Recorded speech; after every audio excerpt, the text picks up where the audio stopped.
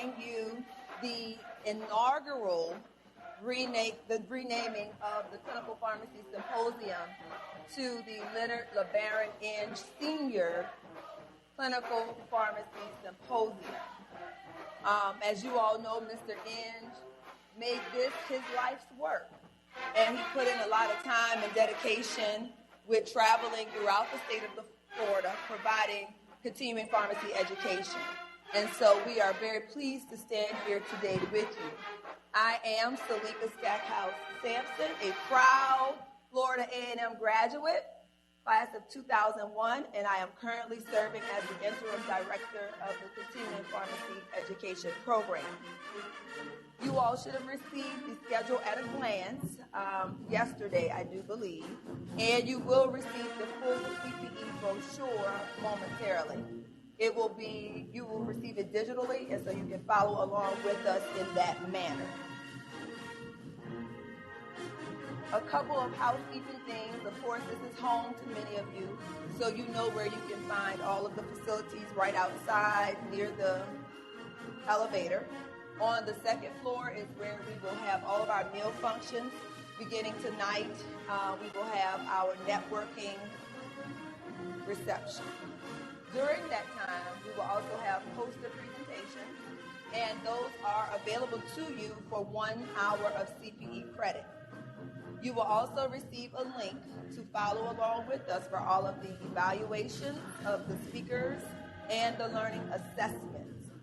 We ask that you help us achieve 100%, and I know you can do that. We love the data because that helps us to know what to bring to you in the future. Lastly, some of you may join us. I really hope it's all of you. It was a separate ticket tomorrow night at the Bricks and Brass, where we will celebrate the inaugural scholarship gala and offer a scholarship to a very deserving student learner. And that will begin at 7:30 p.m. off-site.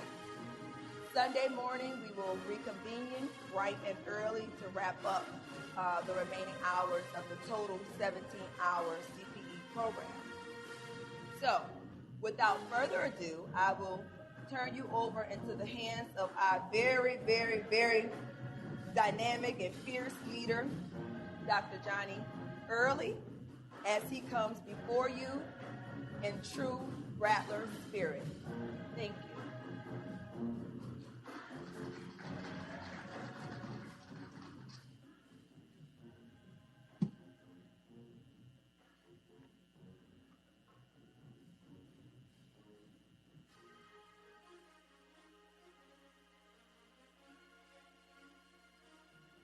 Morning, or now officially in the afternoon. I'm so glad to see all of you here. I am not quite fearless because there is one thing that really scares me really horribly. I have nightmares about it. It's a time change that's coming. Actually, last evening and into the first part of darkness, I was riding my bike, and I was wishing at that moment for a time change so that I would have at least a little sunlight to get home in. Last year, at this time, my first symposium in 20-some-odd years was a grand homecoming for me, and I know that that's actually what it is in many ways because there are members of classes of our graduates who were here. And I also know that it's a wonderful time to visit, as I got to do last year, and I've already started a little bit this year. I was warning some of the people who were seated in certain places that they were in premium seats, and that you missed the fine print. We are going to charge you for those seats. Now, you all are wondering which ones, and I'll tell you after you move whether you move into or out of a premium seat.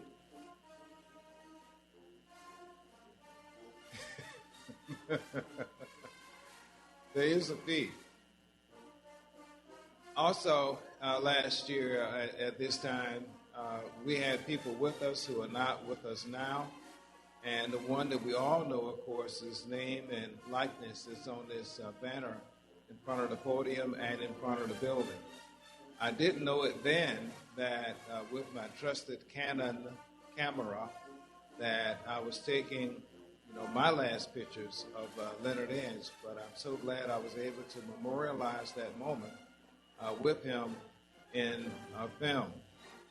Also, I want you to know that just yesterday, and there's some members in the room, we concluded our first on-site meeting in a while of the Apothecary Board of Visitors. Every one of our programs has an external panel like this that comes in periodically to give us advice and counsel. And I do mean critique us, because we give reports throughout the meeting. We got wonderful advice and counsel from them on yesterday. But even more, before that, we added a twist. And this twist is that those members that were able to be here, and we have several sponsors in the room and members, so thank you very much for this, because their support enabled us to have 7 learners at each table with one of our members.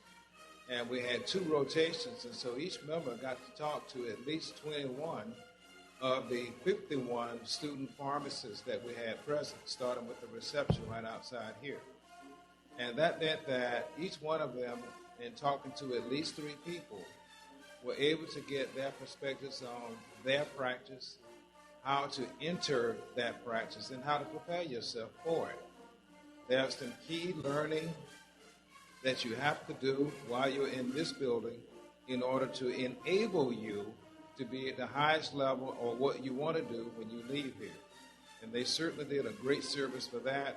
They all said I'm talking of the pharmacists now, the board members, that it was a wonderful affair and that they want to see it repeated, which we'll do sometime in the fall.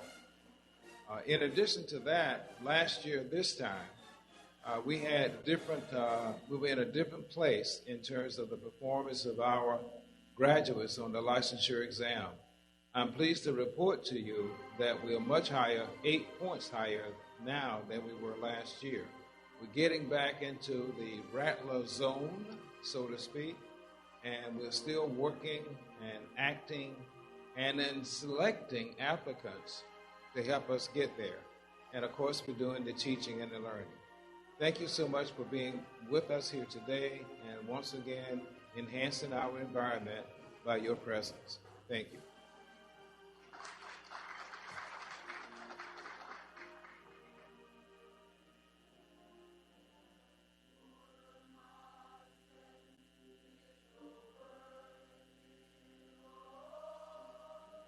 So this is indeed a great problem to have early on. We are ahead of schedule.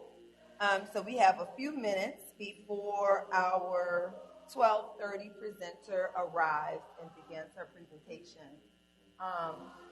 Yes, so we're in a great place. We're in a great place. Well, while we're waiting, I always like to kind of poll, although you all are going to fill out the data, and I know we have it, but we are all FAMU here and family for those that are not graduates of FAMU. But I would like to have an opportunity to just kind of hear from everyone since we have some time. And we are a nice, quiet, and cozy group. We have time. All right. I'll start with you. And we'll just go up that way.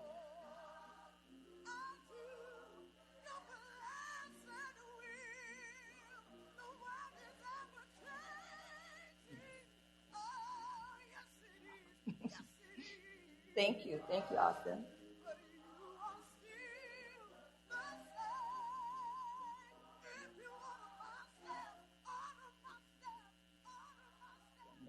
Go for that. All right. Yes, ma'am.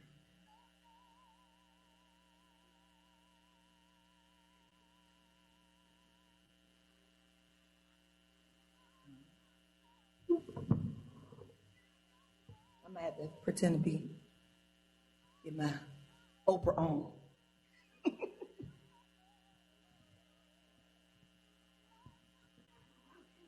All right. Woo!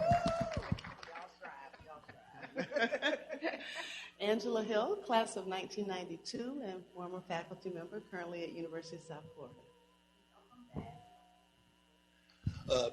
Jody Davis, class of 74. I'm going to try that retirement thing myself, just trying that to see how it goes. Miami, Fort Lauderdale area.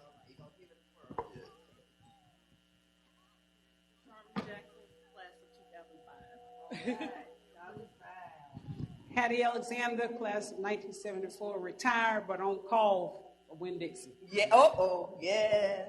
And 24-hour on call for Mr. Emmett Alexander. That never ends.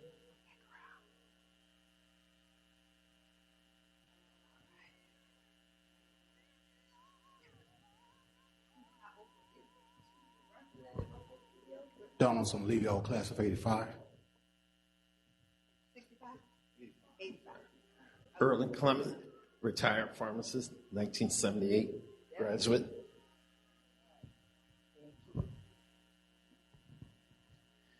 Japhus Donaldson, pharmacist, class of 76, presently employed at Tampa General Hospital, and looking to retire January 31st, 2021.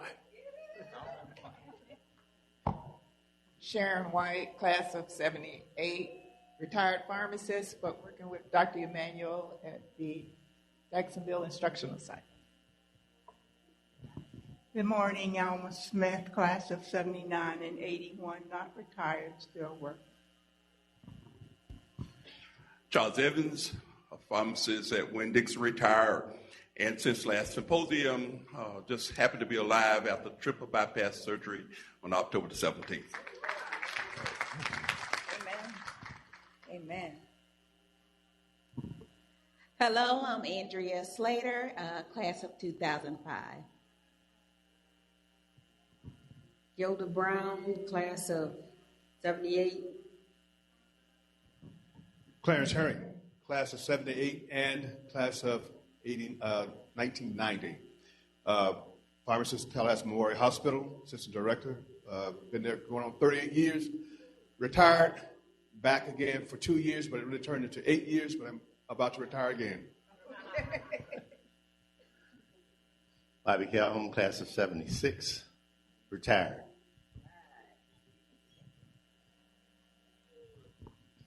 John C., class of 1976, 1980, retired, reworking, trying it again. Cheryl Rouse, class of 89, owner of CNC Community Pharmacy. This is her. Mika Ange Coley, an ordained pastor of Resurrection Lutheran Church, and I'm a class of 1990. This is hard for me.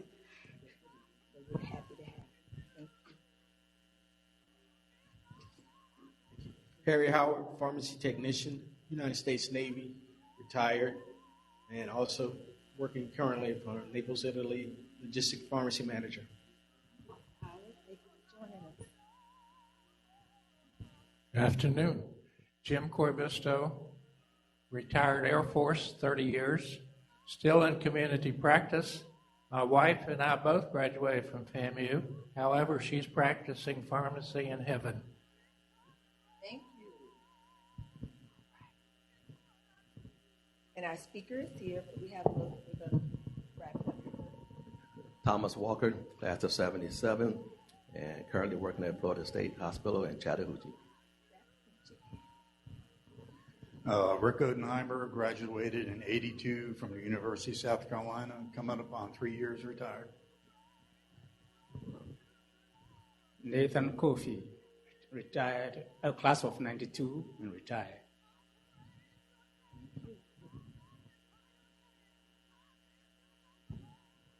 Kinzier McIntyre, class of 2008, and I'm a pharmacist at MacDill Air Force Base.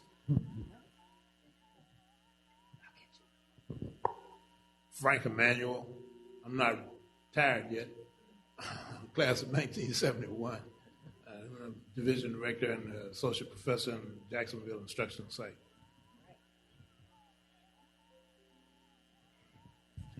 Hello, everyone. My name is Lonnie Williams, class of 2018. Thank you. I'm a remote pharmacist with IND Consulting. Thank you so very much for being here. Thank you. Randy Humphreys, class of 85, Orlando, Florida. Ron Colston, class of 1977, relatively serving his fourth term as mayor of the big city of Midway. I retired and working as a relief pharmacist for the School of Pharmacy.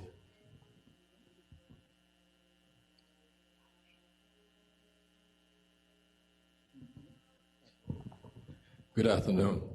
Leon Gibson, Fort Lauderdale, class of 69, semi-retired. Jordan Peoples, class of 1968, retired, but now pastor in the West St. Mark Baptist Church in Jacksonville, Florida. You moved on me, all right. See if I'm paying attention. Larry Williams, retired pharmacist, class of 1979. Good afternoon. I'm Lonnie Carr, class of 1985, practicing in Tampa, Florida area. Lorraine Kirkland, class of 85, practicing in Fort Lauderdale, Florida. Alicia Allen, class of 1989, practicing at Westside Regional Hospital, Right. Fort Lauderdale. Fort Lauderdale.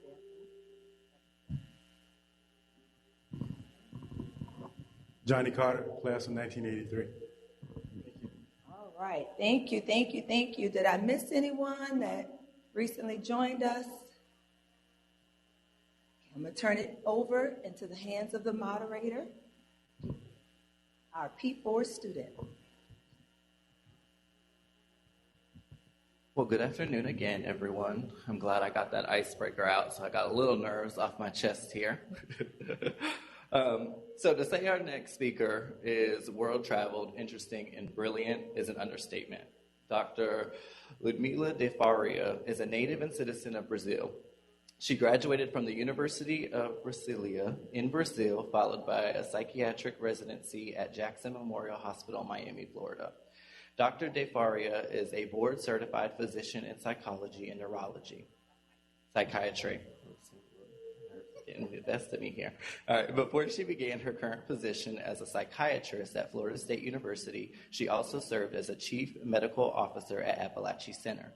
She has also accomplished a well-rounded career, both clinically and in academia. She has facilitated learning in academia since 1998, currently a clinical assistant professor at FSU College of Medicine. Dr. de Faria was also featured in the 2018 clinical practice book, Promoting Safe and Effective Transitions to College Mental Health Services, a Case-Based Guide to Practice, with her chapter, Baby Please Don't Change, Transitioning Squared Transgender in College.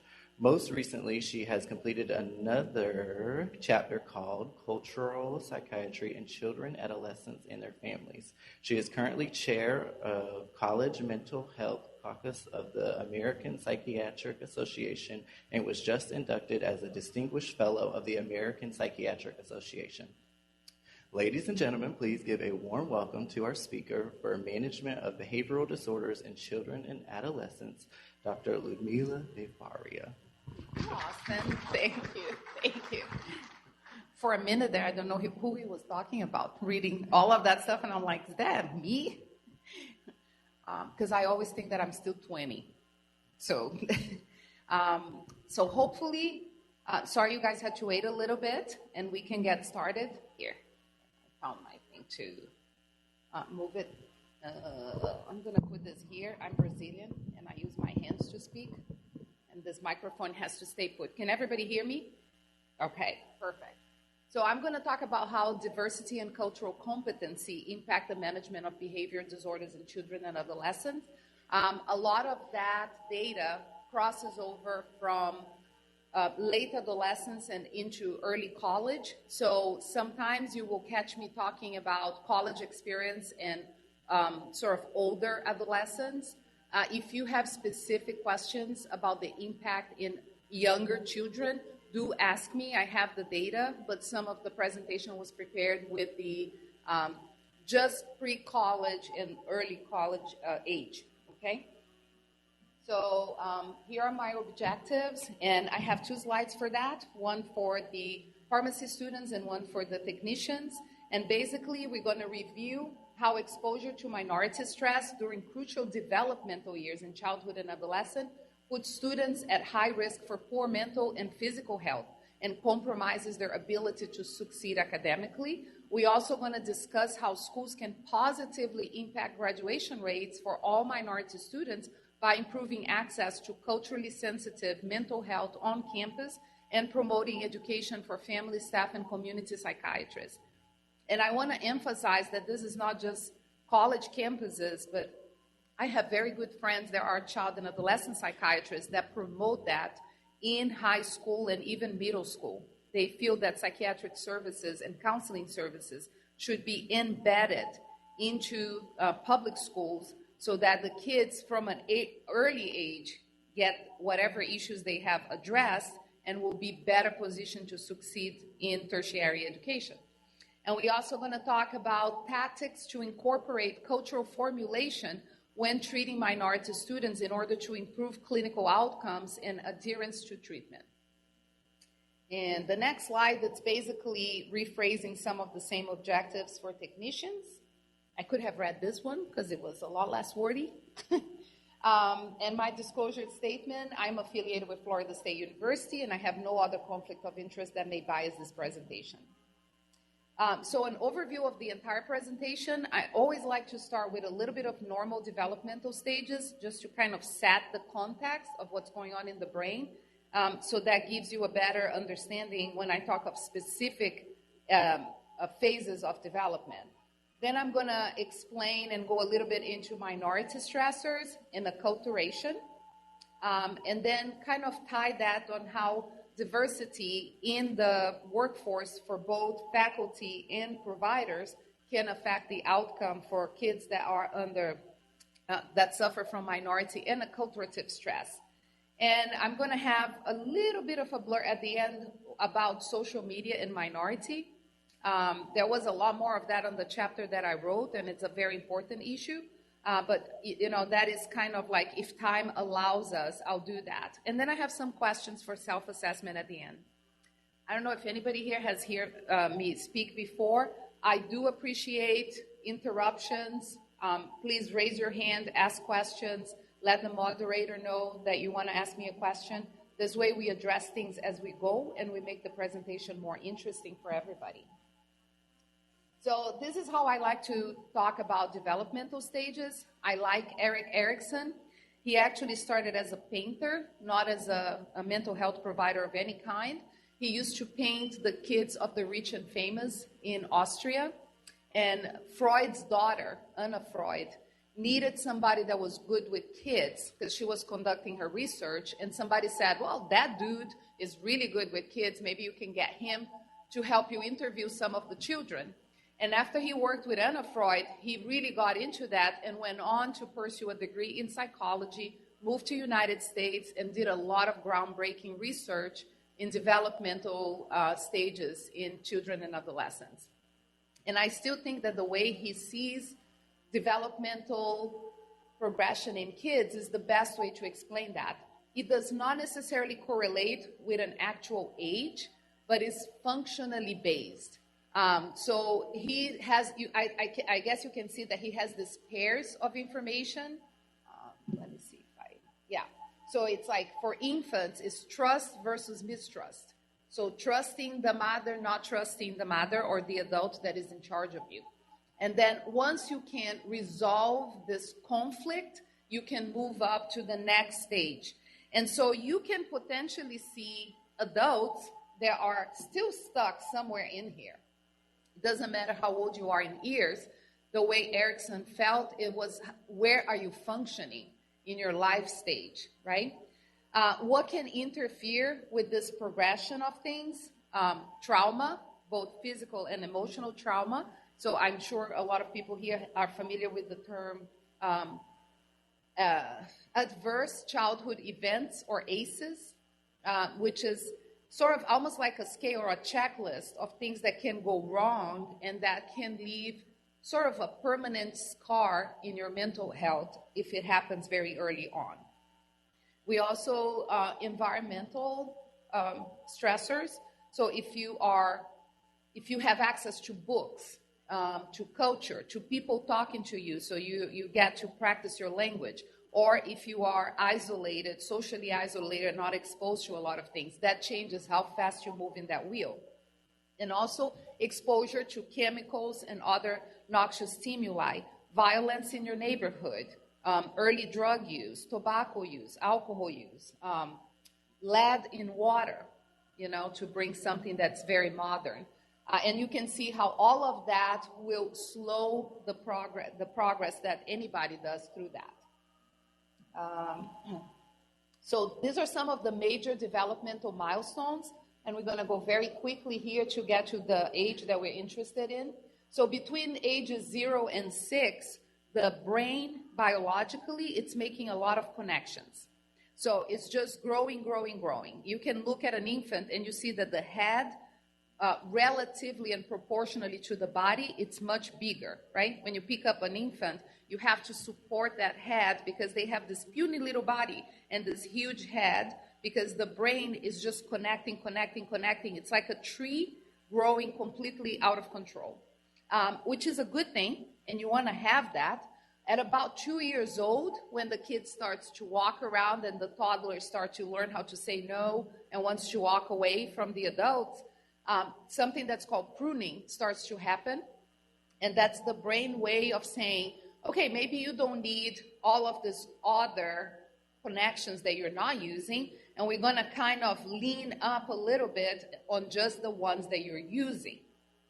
Well, it goes to say that if you expose kids to a lot of good stuff during that time, not all of the connections get pruned, right? And that's a good thing. So if they get exposed to music, to art, to books, to social interaction, different cultures, all of those connections will stay because the brain is like, whoa, you're using that on a daily basis, so we're going to keep that. So the pruning continues and will continue at a slower rate all the way to adolescence. And that's when everything kind of starts to slow down in terms of the brain plasticity. Between ages 7 and 11, which is elementary school age, there is more development and more connections. That's why they learn their ABCs and their math and science and all of that. The myelin membrane starts to form, and that just isolates the nerves more, and the connection is a little bit faster. So the reaction time for learning is a little bit faster. So there's a higher speed of transmission. There is more accuracy on the information that gets transmitted across the brain. And there's some physical and cognitive development that happens with that. They start to learn, like if you think about Piaget's developmental stages, they start to learn, for example, that, it doesn't matter the shape of the container that has 1 liter of water. If you move from one container to the other, it's still going to be 1 liter. So they learn that to kind of hold information in their brain. Do you need me? Okay. Then here already the age that we're interested in. So for adolescent developmental milestones, early adolescence, which is middle school, you have sexual maturation and you have menstruation for the girls, first ejaculation for the boys. And their major task in middle school is finding a personality. They want to be accepted. And of course, brain plasticity still happen in the back there, like more pruning, and more myelinization and more sort of prioritization of certain pathways, right? Keep that in your mind when you think about what experiences minority students are having in their middle schools, in their high schools, right? So I always see all of these developmental stages until the time that our brain crystallizes and, we become who we really are, because all of the changes halt.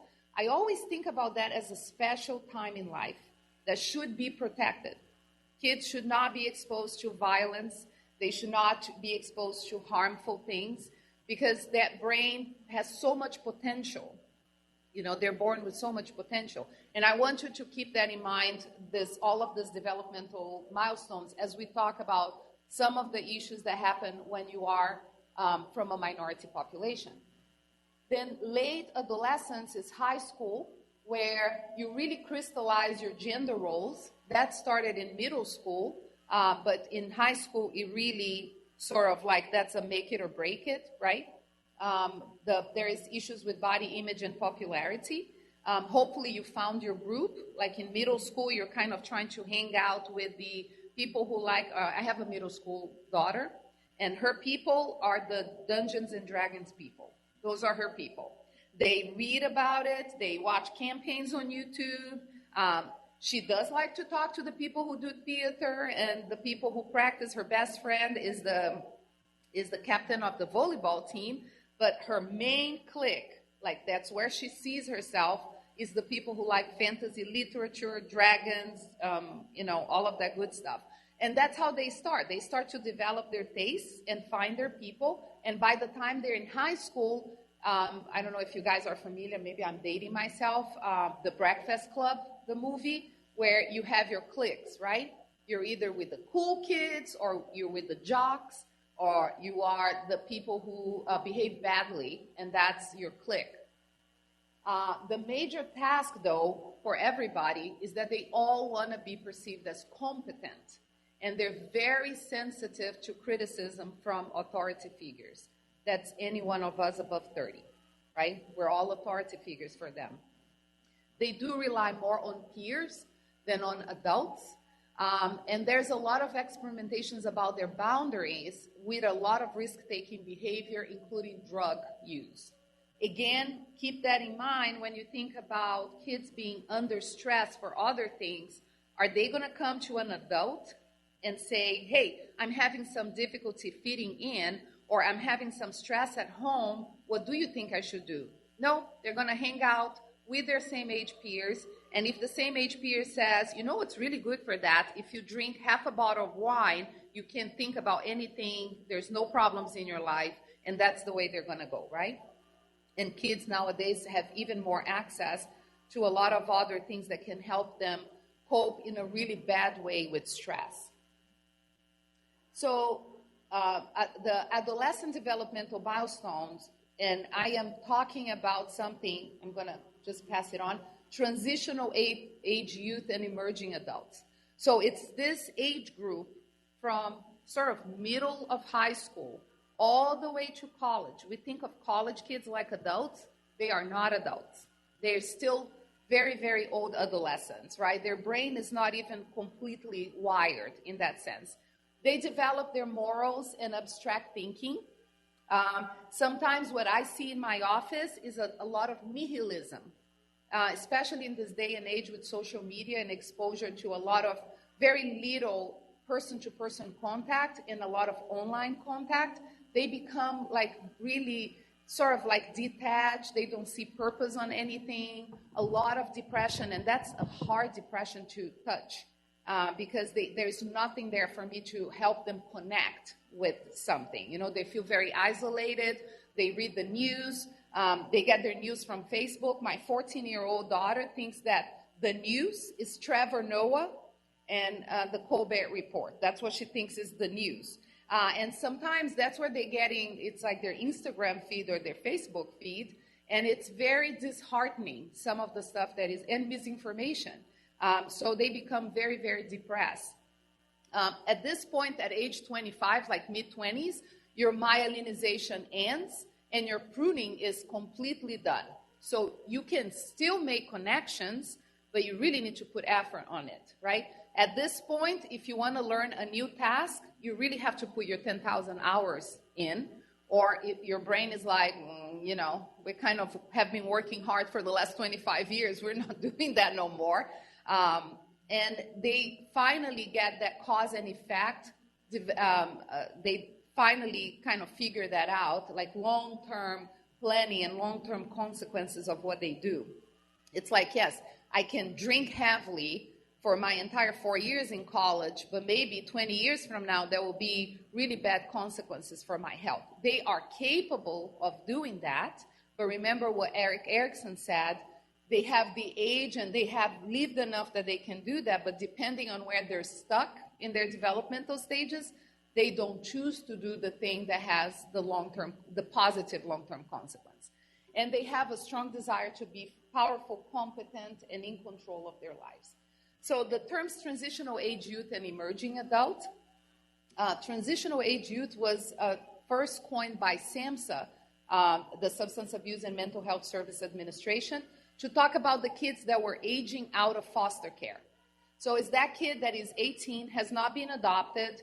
Legally, it's an adult. I hope I provided enough information until this point in the lecture for you to say, oh, but no, they're not adults yet, right? They're like barely old enough adolescents. And these kids were just being thrown out there. You know, if a kid has been in foster care, probably there's a high chance that they have been exposed to a lot of traumatic experiences in their lives. So those are the kids that need service and support the most, and they were just being thrown out.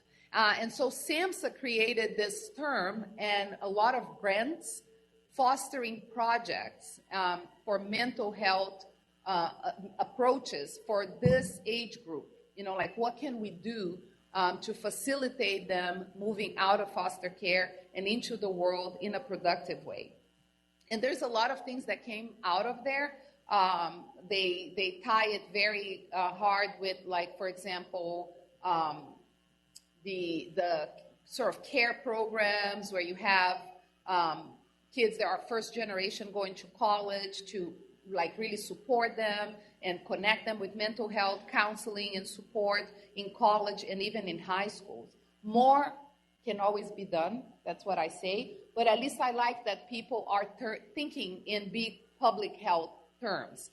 And then there is a term that's called emerging adult, and that was coined by a psychologist named Arnett in the early 2000s, and then really adopted by the Institute of Medicine, which is the National Academies of Science and Engineering now, because they recognize that these kids between ages 18 and 25 are not true adults, and they need more support than what the law says that they need. And there's some implications for example, deciding age, drinking age to buy a gun, right? All of these things that we see on TV.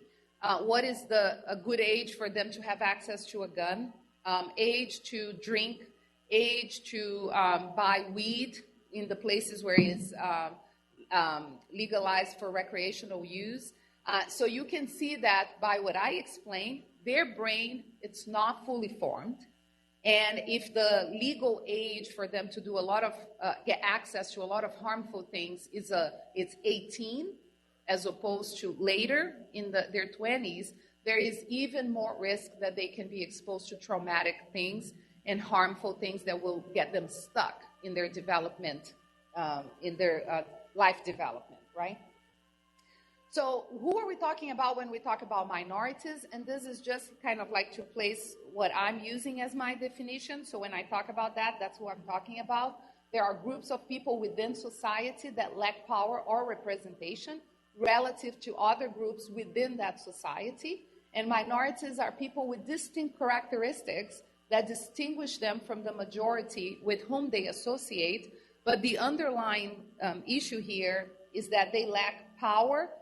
They might have inferior status, often suffer discrimination, and don't have access to some of the important things that I'm talking about here, education, health, right? And sometimes even very basic things like housing. So here are some of the minorities that I am talking about, and there are in the studies that I'm going to cite. We have race, ethnicity, and sexual minorities.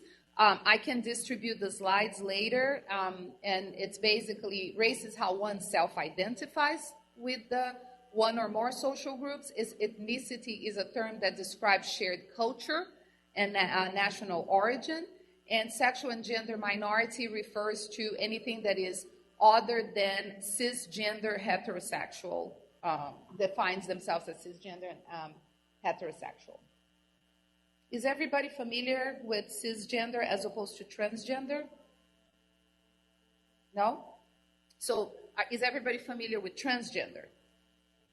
Right. So we decided that we needed a term for the people who are not transgender, right? So transgender is somebody who identifies with a gender that is not the gender assigned at birth or biological gender. Those are the transgender people. Everybody else, it's referred to as cisgender. And since I have a room full of pharmacists, that comes very much from the chemical terms, trans and cis, like when we're talking about drugs and molecules in chemistry, and that's how they came up with that. So when I say cisgender, like me, I am a Brazilian, a Latina, cisgender, heterosexual woman. And my pronouns are she, her, and hers, for you to understand. For us, it's kind of weird to have to introduce yourself like that. For my 14-year-old, it's kind of expected. My daughter, it's very fond of letting everybody know that her preferred pronouns are she and hers, and that she does identify as a cisgender female. So, that's the newer generations have a completely different way of looking at that. So why are we talking about minorities in this lecture about diversity? Because of minority stress. So minority stress is chronically high levels of stress faced by members of stigmatized minority groups. And the factors why they are suffering so much stress include poor social support, low socioeconomic status, interpersonal prejudice, and discrimination. And this happens day in and day out, and it's what we sometimes call microaggressions.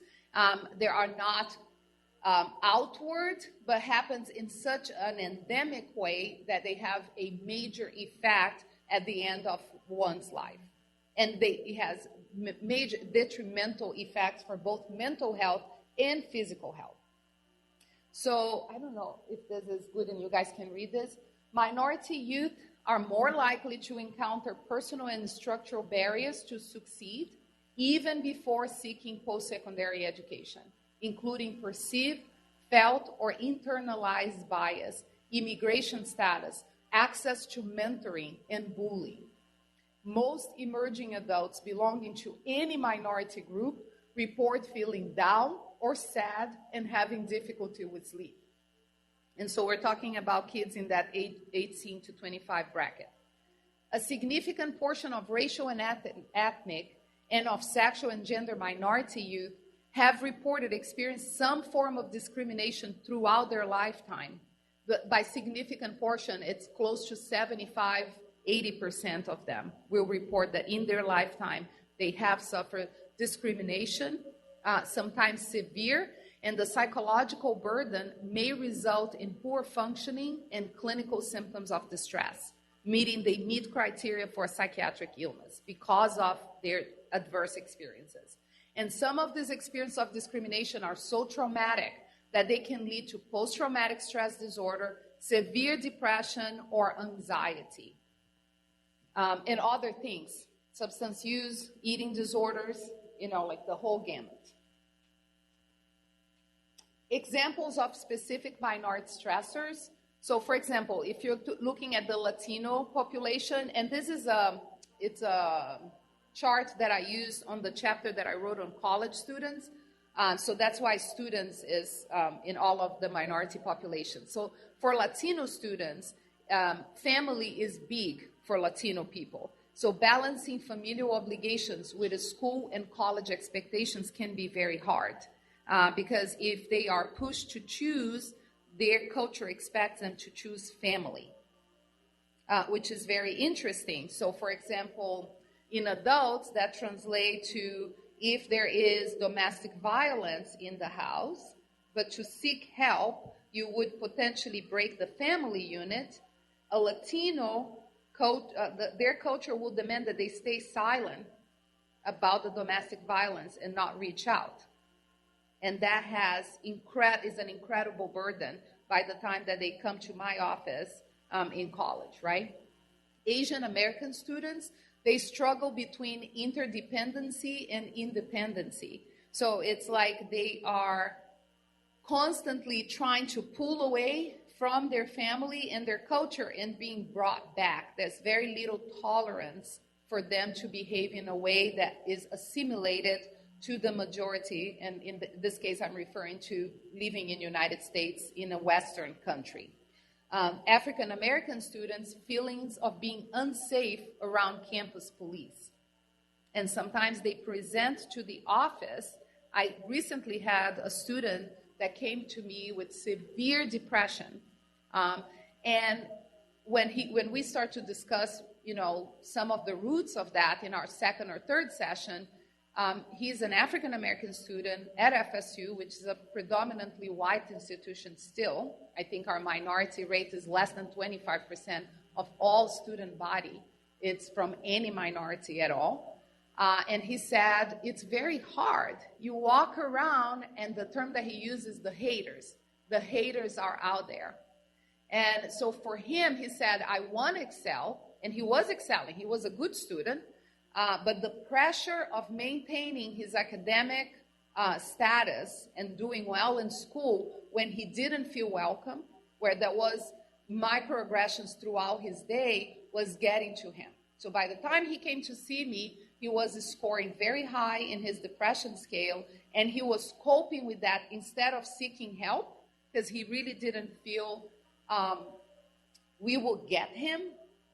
At the clinic, at the counseling center, he saw a lot of young white women providing counseling and, didn't see anybody that looked like him. That's why it's important to have diversity in the providers on campus as well. And so it took him a long time. By the time he actually went to the counseling center, it was because his friends were worried about his suicidal ideation. And they drag him to the counseling, and the counselor literally walked him from her office to the clinic to see me because she was concerned that he was really, in a dire situation.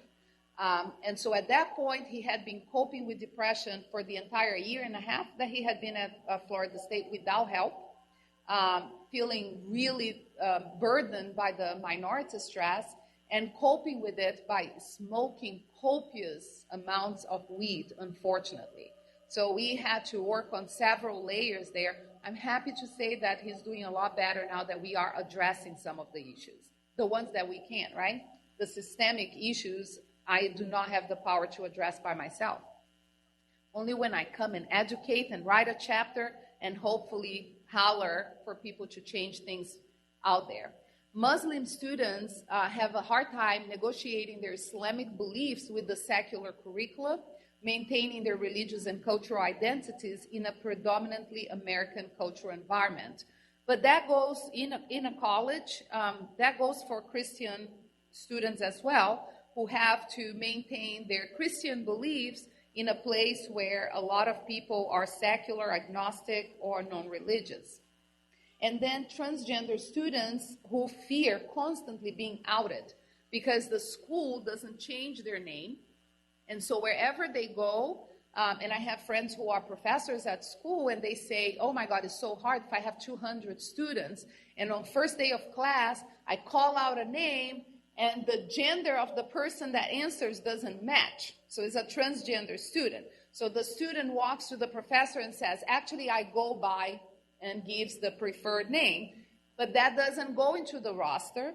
And so that professor that has, 400 students, 200 students, it's hard-pressed to remember that name. So potentially that student gets outed for not being who they're presenting themselves to be over and over and over again. And I know it sounds different to us, but that's a major stressor for them. And acculturation, I'm going to move through this fast because I want to get to some of the other parts, is the process of conditioning a child to the patterns or customs of a culture, right? So meaning, if you're Mexican and you come to the United States, you want your kids to speak Spanish, you want them to like Mexican food, and you want them to have the culture where you're coming from. And then the kids want to adapt here. So this acculturation, which is this struggle between the two cultures, generates a lot of stress. And it adds, and we call that acculturative stress, and it adds to the minority stress. So if you have minority stress plus acculturative stress, it equals poor outcomes. So the struggle between acculturation and assimilation is associated with increased vulnerability and decreased self-efficacy. That means, think about the African-American kid that came to my office. It just puts them in a position where they are using so much emotional energy to just staying afloat. And they are at an age where, their peers say, try this, whatever drug du jour. And because remember what I said in the developmental stages, they're not going to go to an authority figure because they don't want to show weakness. They want to show that they already know what they're doing. And so they're going to follow the advice of the peers and have a very hard time. So one of the things that we try to do in mental health is have a peer-to-peer counseling. So we spread the word and we educate a certain segment of peers so that when they're out there in the middle of the student population, if they see somebody struggling, they know where to refer them and they can say, hey, it's really cool to go see the doctor in the psychiatric clinic. She does not bite. Just go and talk to her and see what she has to say. Maybe you get some help. As a result, adolescents and young adults are likely to engage in high-risk behaviors that increase the possibility of developing psychiatric and substance use disorders and lead to poor health outcomes. Eventually, they feel isolated, inadequate, and they are at risk, of course, of dropping out of school before getting their degrees. And, the sad thing is the choices are, as we talk right now, because this paper was published in 2018, if you decide to stay, you have horrible health outcomes. If you have grit and you bite that bullet and you say, I don't care about the haters out there, I'm going to stay and finish my degree, 20 years later, you have higher rates of heart attacks. You have higher rates of autoimmune disease, including diabetes. You have higher rates of other, lupus, arthritis, a whole array of bad health outcomes. Or you can say, I can't take this negativity anymore, and you leave without finishing your degree. And I think that we can do better than that. Those cannot be the choices. We have to make an effort to make the environment be such that people don't need to have to choose between their health or their financial stability because they'll have a degree, right? Many lack appropriate access to health and psychiatric care throughout childhood. And remember, some of these kids have been suffering or adverse events from a very early age because they just got into college and then were treated as minorities. That has happened from the time that they were in middle school, high school. And so they never got anybody assessing them. And by the time that they get to college, the burden of the illness is still higher. So when they access care, they are at a much more severe levels of distress than their counterparts. And this lack of early access is a result of both structural and personal barriers. And those barriers are not going to disappear in college, unfortunately. Not having insurance, for example, is a huge deal. All kids lose their Medicaid benefits when they turn 18. So some of the kids that come to see me get charged $150 for the visit with me. It's completely unrealistic. Most college kids live below the poverty line, all of them. And so it's especially hard for them to come and get the treatment. We're lucky that the CFO works with us to provide access, and fees get changed, fees get waived. There's a lot of people doing creative things so that people can get access. But we still need to do better so people can get the help that they need, including affording drugs, prescribed medication, I should say, not drugs. So the take-home message for this portion is that the toll that minority stress has on students is tangible and often leads to an increase in chronic stress and anxiety, poor physical health outcomes, and increase in mental health illnesses. Since minority students may lack access to both medical and mental health care, untreated illnesses play a significant role in higher attrition rates for the segment of the population. And I say finishing high school and college, right? I don't know how many kids I have that got so depressed and unable to finish, and they owe so much money, they don't want to increase their debt, and they just say, well, the heck with that. I'm just walking out, peace out, and don't finish their degrees, which is a pity. So let's see a little bit of a clinical vignette, and I want you guys to listen to the story of this patient and think typical or trouble. Is this just a difficult teenager, or is this somebody who needs to see me? 17-year-old American Haitian young man, high school senior, chronic behavioral problem in high school, throughout high school, aggressive towards peers, aggressive sometimes, kind of disrespectful towards faculty in the high school, multiple suspensions for talking or blurting in class.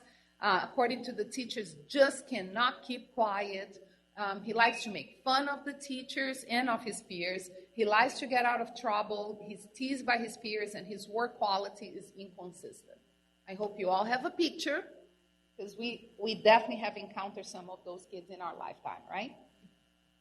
He, after being suspended several times, he finally makes it to the principal, and the principal sends him to the guidance counselor.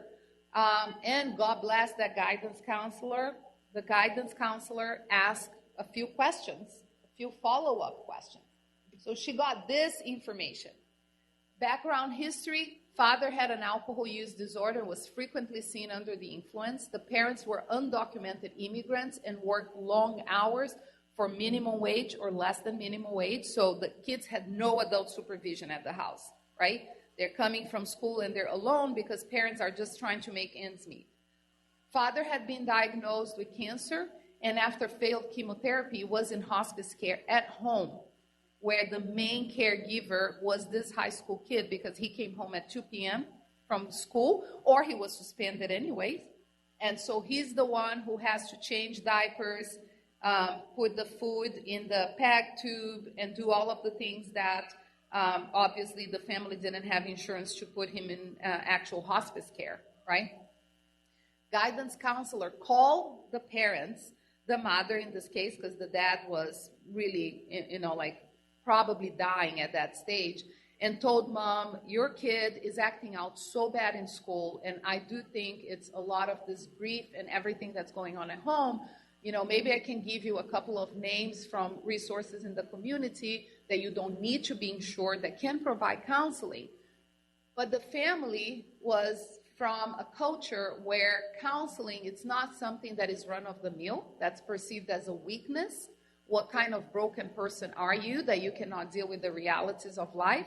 So they didn't even bother. They thanked the guidance counselor, and they just told the kid to straighten up and act his age, and just shut up, because nobody needs to be talking. Life is sad, and that's what you get, and you don't make a fuss, right?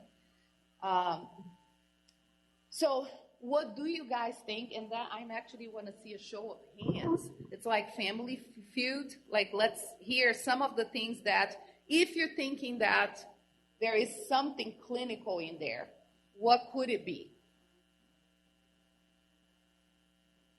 Anybody? Depression, yes. What else? What would you guys be concerned with based on everything that we talked? What?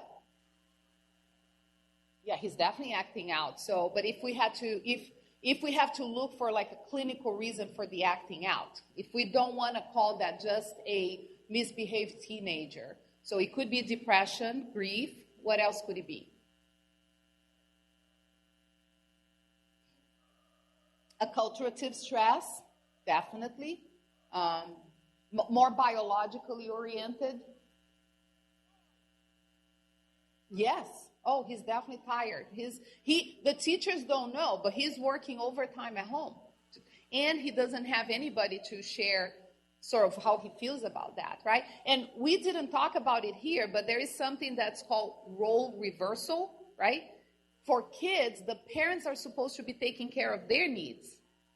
This kid is taking care of a parent, really taking care of a parent. This does a major number in your head when you suddenly realize, well, there's nobody looking after me. I'm kind of looking after myself, and I have to look after this person here, because if I don't feed him, he dies, right? That puts a lot of burden on that kid. But there are other things. He had been acting out and difficult and blurting things for a long time. That was chronic behavior. His father is only dying for the last year. So what are some of the pictures? It could be conduct disorder. And conduct disorder is a natural progression from oppositional defiant disorder when you in middle school start to test those boundaries. Remember, early adolescent, I want to stretch my muscles and see how far I can push. When he's pushing, there's nothing there to push back because his parents are not at home. He's doing things out in the street with his friends when he's a young kid. And getting exposed to a lot of things that his parents don't even think about because they're working hard, right? And so he develops a pattern of behavior that's really bad, and there's a lot of acting out behavior, so to speak, and there's no correction to that. So that just grows and grows, and he ends up as conduct disorder. That's when kids are shoplifting, they are skipping class, they might be associating with gangs and getting exposed to guns in the streets. It could be ADD. What do we know? Nobody's thinking about that, right? This kid could have unidentified and undiagnosed ADD. So learning for him is difficult. He cannot even connect with that. He doesn't do well in school. He has no support at home. What is he going to do? Hang out with the other never do well kids, right? But it could be untreated ADD. It could be bipolar disorder. We don't know what's in his family. We don't know the family history. It could actually be a primary significant mental health disorder. It could be substance use disorder, which in this particular case, because this kid ended up as my patient, he hung out with the kids that were happy to show him guns that they were packing, and they were happy to share some of their drugs with him. I have a feeling that he might have been doing some work for them on the side so that he could have some spending money. To this date, and I have worked with him for 5 years, and we have an incredible rapport, he still hides a lot of the bad stuff from me. I am a surrogate mother, and I don't think he wants me to know some of the bad stuff. When he hints, but then he pulls back, and I have to guess, because he is not going to tell me some of the I know by some of the symptoms and some of the things he told me. He has seen a lot of bad stuff, but he has not explicitly said that. And he is taking care of me like he did of his father, right? Can you guys see the parallel? He took care of his dad. He was the caregiver, and he's doing the same thing with me. And I know that, and I'm gently trying to say, I can take it. You can lay that burden right in front of me. I promise you I'm not going to run the other way. But so far he has not done that because he internalized that he needs to protect some of the people who are around him and that he cares for. And grief and depression. Most certainly he has at the very least that. So if you don't understand culture, how can you understand people? I just love this quote that understanding culture is a prerequisite for understanding people. It kind of makes me feel good that I read a lot of just books in general from different cultures and different people. And that really helped me understand that there's a whole world out there that's completely different from my own experience, right? But before we go into that, if you guys care for a follow-up, by a miracle, I don't know exactly how, I can just imagine how wonderful his brain is. This kid made it to college, struggling. In his first year in Tallahassee, he was shot almost to death and ended up at TMH. And many years later, he told me it was the anniversary of his father's death. It was the 1 year, and that kind of blew me away. It was almost like he had a death wish to join that father. To this date, he does not explain to me how did he end up in a position of being shot in the back. He never told me that. It's really fuzzy, and I know, and so he gave up on himself. His sister did not give up on him, though. God bless her. And she dragged him by the ear because at that point he also had abusing Xanax. He had a Xanax addiction. So she dragged him by the ear and he said, I don't care what you do, you're going to see a psychiatrist. So brought them to my office, and I can tell you for the first year and a half, he did not say more than 10 words. And he refused medication because medications are good for nothing, and you're a weak man, and of course you're not going to open up to this whatever lady that I don't know who you are, and you don't speak my language, you don't get me, right? You're going to judge me. And it took me a year and a half, but when I cracked that nut open, good things happened. And it started, and you all pharmacists, with 10 milligrams of Celexa. That's what did it. He tried 10 milligrams of Celexa. We increased it to 20. It targeted his depression and his anxiety. And he told me, this is the best thing in the world. Where has Celexa been all my life? And I was like, you just had to ask, dude. I was ready to give it to you. Once his depression and his anxiety got better, we started to work on the cannabis use, which he reduced to 1/4 of previous levels. For him, that's great. I would take that. He's down to recreational use, and I'm okay. I'm not going to ask him. I always give him information about long-term use risks and all of that, and he's finally wrapping his head around that. I'm happy to say he finished his bachelor's. He is on the way to finish his master's. He is thinking big. He's now suddenly thinking, hey, I can go to law school. And I said, yes, you can. You can do that. And I recently told him I might be relocating as of the summer to another institution. So we started termination of our relationship, and I didn't want it to be sudden because he has lost too many good things in his life, and I wanted this to be something that he was in control of. And he finally decided to tell me things that he didn't tell me before. And one of the things he told me was, it's incredible when I started seeing myself through the eyes of somebody who believed in me. So when you don't have people projecting their assumptions and their judgments on you, you go places, He is doing great. He is thriving. I have him on a promise that he's not going to stop the Celexa because it does work for him. But I think that he is doing well. So once you are open to other people's experiences and cultural, and you try to provide something that's culturally aligned with them, the outcome is really positive. And he stayed in college. He did not leave. And he's going to leave with a graduate degree. And I'm really proud of him. I'm a proud mom. So how diversity impacts outcome. If you recruit and retain a diverse workforce in schools, in college, for teaching and for providing care, there are results in long-lasting chances to the pipeline within institutions, right? Because if somebody's going through that institution and they see somebody that look like them, well, they feel welcome. They want to stay. It creates a campus culture of diversity and inclusion that promotes student success, and it decreases barriers to seek help. It's very important that the students feel that they can walk into the places that will help them, and people will understand where they're coming from. Diversity among faculty and providers can facilitate support and mentorship and decrease feelings of alienation, especially in view of recent stressors in xenophobia in our country, which is really sad. I have to tell you, I have been in the United States for 30 years.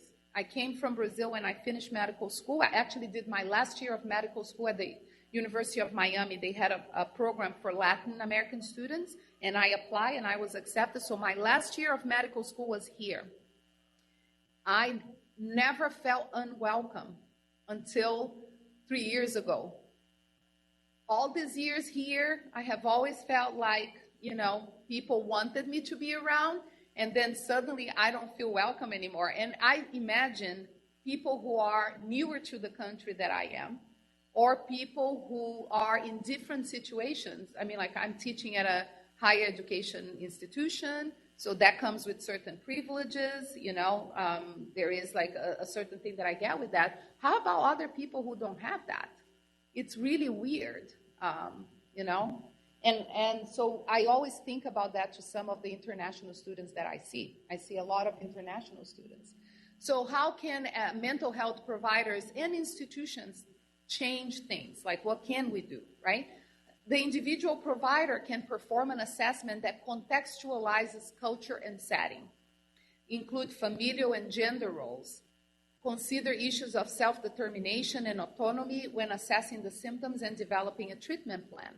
And how can you do that? There's several cultural formulations out there. The American Psychiatric Association has one on DSM-5, and you can actually, there are links to videos that you can see a psychiatrist doing an interview that uses the cultural formulation, but also the Academy of Child and Adolescent Psychiatry, they do have their own, which is a practice parameter for culturally competent child and adolescent psychiatric care. As an individual provider, you can also address immigration-related traumas, acculturation stress, identity conflicts, internal or generational. Be aware of culturally based transference and countertransference. Be open about difference in values and beliefs. And you think this is only for other people? No. So I was an attending in an inpatient unit in Miami back in the day, and I worked with residents and students. And one day we were charting, back in the days when we charted on paper. Some people here might remember that. So we're charting, we're writing our notes, and my resident, who had been working with me for 2 months at that point, is chatting with the medical student and teaching the medical student about ADD, attention deficit disorder. And I'm half listening to the conversation. My children had both been diagnosed with ADD, my older boys. And they were both on medication, but of course nobody knows that, right? So she's telling the medical student, and I quote, when you have a family that is like Latino or Hispanic, of course the kids are going to have ADD because, the mothers, they're all promiscuous. They're all single mothers. There's no father figure in the house. And I'm like, well, this is interesting. Wait, let me pay attention. And I let her go on. And every bias that she had internalized about Hispanic families just spewed right out. And when she took a minute to take a breath, I said, wow, both my kids were just diagnosed with ADD. Maybe I should take that into consideration. And she went quiet, and I kept making eye contact. And I, had to pull her out and have a conversation. I said, that's how you go about assessing the patients that we have here? Because I can tell you, as a mother, that was very grating to my soul. I said, you know nothing about me. I am telling you now, both my kids were diagnosed with ADD, and you assumed that they have ADD because I'm a promiscuous mother who has more than one guy coming to the house, and I pay no attention to my children. And she says, well, that's not what I meant. I'm like, well, that's what come out of your mouth. So, and this is a resident in psychiatry who will be out there assessing patients. And for me, that was very jarring. And I said, I have to do a better job training them to be culturally competent, even before there was a lot of materials, because I said, I don't want other Latin mothers to experience what I just experienced sitting here, this laying the guilt on you. And, of course, you're not living your life in a way that is conducive of raising good children, right? And for a provider, also have cultural humility and curiosity, with that resident had none. That means ask about the culture. Realize that you might know nothing. It's okay to say, can you explain that to me? What does it mean? Sometimes I have difficulty with Muslim or international students that come from Arab countries because I'm not familiar with the culture. And I do ask them. I'm like one of them was telling me she's having a lot of issues with her teenage daughters. And they're a very strictly Muslim family, and she and her husband are here. She's going through her master's. The husband is just accompanying with the kids. And she says the kids are going to American schools and are becoming Americanized, acculturative stress, right? So the kids want to have secret lives that they don't share with the parents. There is an anomaly in an Arab country. It's like, no, everything has to be very open, and the parents need to know everything that there is to know. So the parents have a huge issue with the kids talking on the phone with the American friends when the parents don't understand the language very well. Their English is very tentative. So they get extremely paranoid that things are being said on the phone, and they restrict the kids more. And I had to have a lot of conversations like, so what's the deal? Like, is your kid allowed to go to the movies with their friends? Like, because I know that this is a big thing for middle schoolers and high schoolers, right? Can your daughters go to the movie? If there is a chaperone, and if the movie is G-rated, then the daughters can go. But there can be no harsh language, no sex, no drugs, no alcohol. Very hard finding a movie in the United States that's produced in Hollywood that fits that, even G-rated movies. But she says, but if it fits all of those categories, then my husband will allow her to go, but either him or myself will have to be there accompanying her. Because young, unmarried women are not supposed to be in the presence of other men unless there is a man from their family accompanying them. But, and the mother came to me because she is very anxious. She's trying to complete her master's, and she's worrying about all of this other stuff that's happening in the background in her life.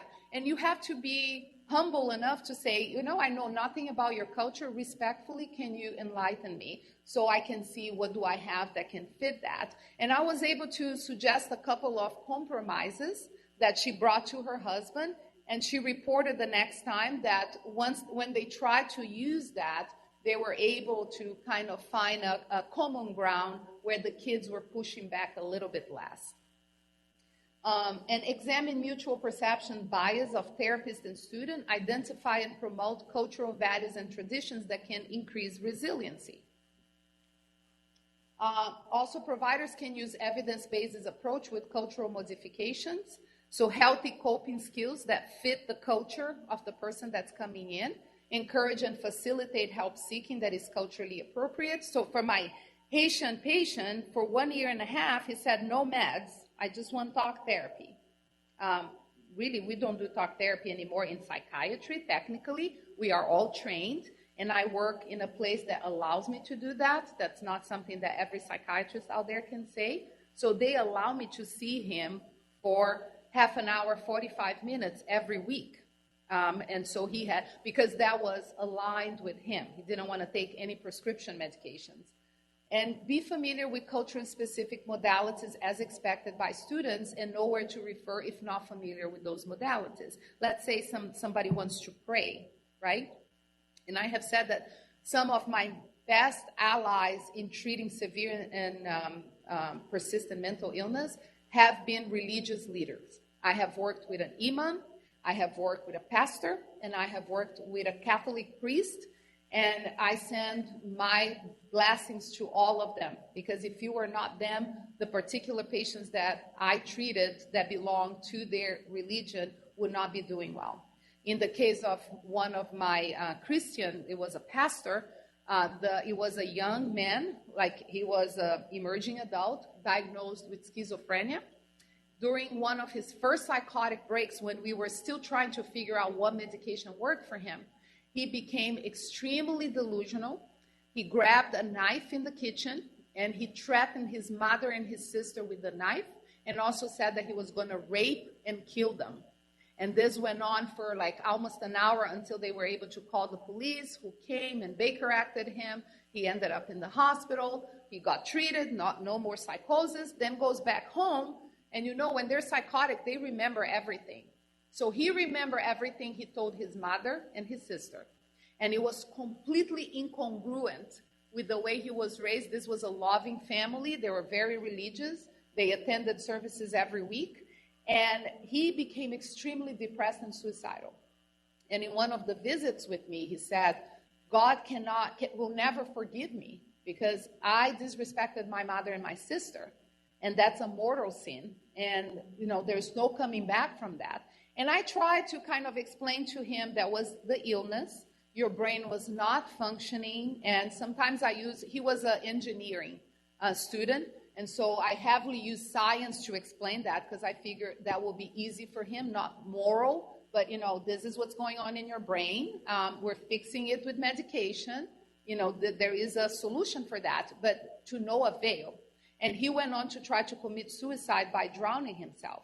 So at that point, when he returned to the hospital, he kept harping on, God will never forgive me. So I said, have you discussed this with your pastor? And he said, no. And I said, well, then that's something that I want you to do. Can you call? He was hospitalized because of the suicide attempt. And I said, can you call your pastor? And just, as I said, I am not trained to talk to you about God in those terms. But, he is, your pastor is. Call your pastor and ask him, what does he think about what you're thinking? God bless that pastor. I don't know. There are many conversations what happened. This kid stayed in treatment because the pastor told him God had put him in the path of doctors and he had access to medication, and that was God's will. He clarified that God forgives always. Doesn't matter what you do, the door is always open. He brought him back. He says, you're not broken. We can use you. You're a wonderful person. Brought him back to be the leader of some sort of youth group. So he felt empowered that he had something to offer. And if it was not that pastor helping me, I don't know that kid will be alive today. So sometimes it's very important to connect them with the cultural thing that allows them to stay afloat. And that same kind of thing happened with an imam, and I became very good about knowing who to call to find me a religious leader, or even the family. Ask the family to bring the person in to do that. I had thought about inserting a funny story that happened to me many years ago before I became interested in cultural sensitivity, right? Both my parents were doctors in Brazil. Both were internists, both worked in the hospital. And there was this time that my father was the director of the unit, and my father was like this military guy. Everything had to be just so, he was the terror of the nurses and everybody on the floor because he wanted all the I's dotted and the T's crossed, right? And my mother was this very sweet, laid back, very personable. I almost feel like she was more of a social worker than a doctor. She was an excellent doctor. So one day my father is passing through the hallway, and he looks to the room, and inside the room is my mother, who was a staunch Catholic. She had communion every day. She was always in the church. So my mother is in the room with her young patient. My mother was an endocrinologist. There's a young woman diagnosed with diabetes. And there is a Santeria guy performing a Santeria ritual. I don't know if you guys are familiar with that. That's like old African religion that came with the slaves that came to Brazil and Cuba. And in Brazil, we call it macumba. And the guy was just in the middle of burning sage and doing that in the hospital. My father was livid, pulled my mother into his office and was like, what the hell are you doing? My father is agnostic. He does, he's like, science. Science is everything for him.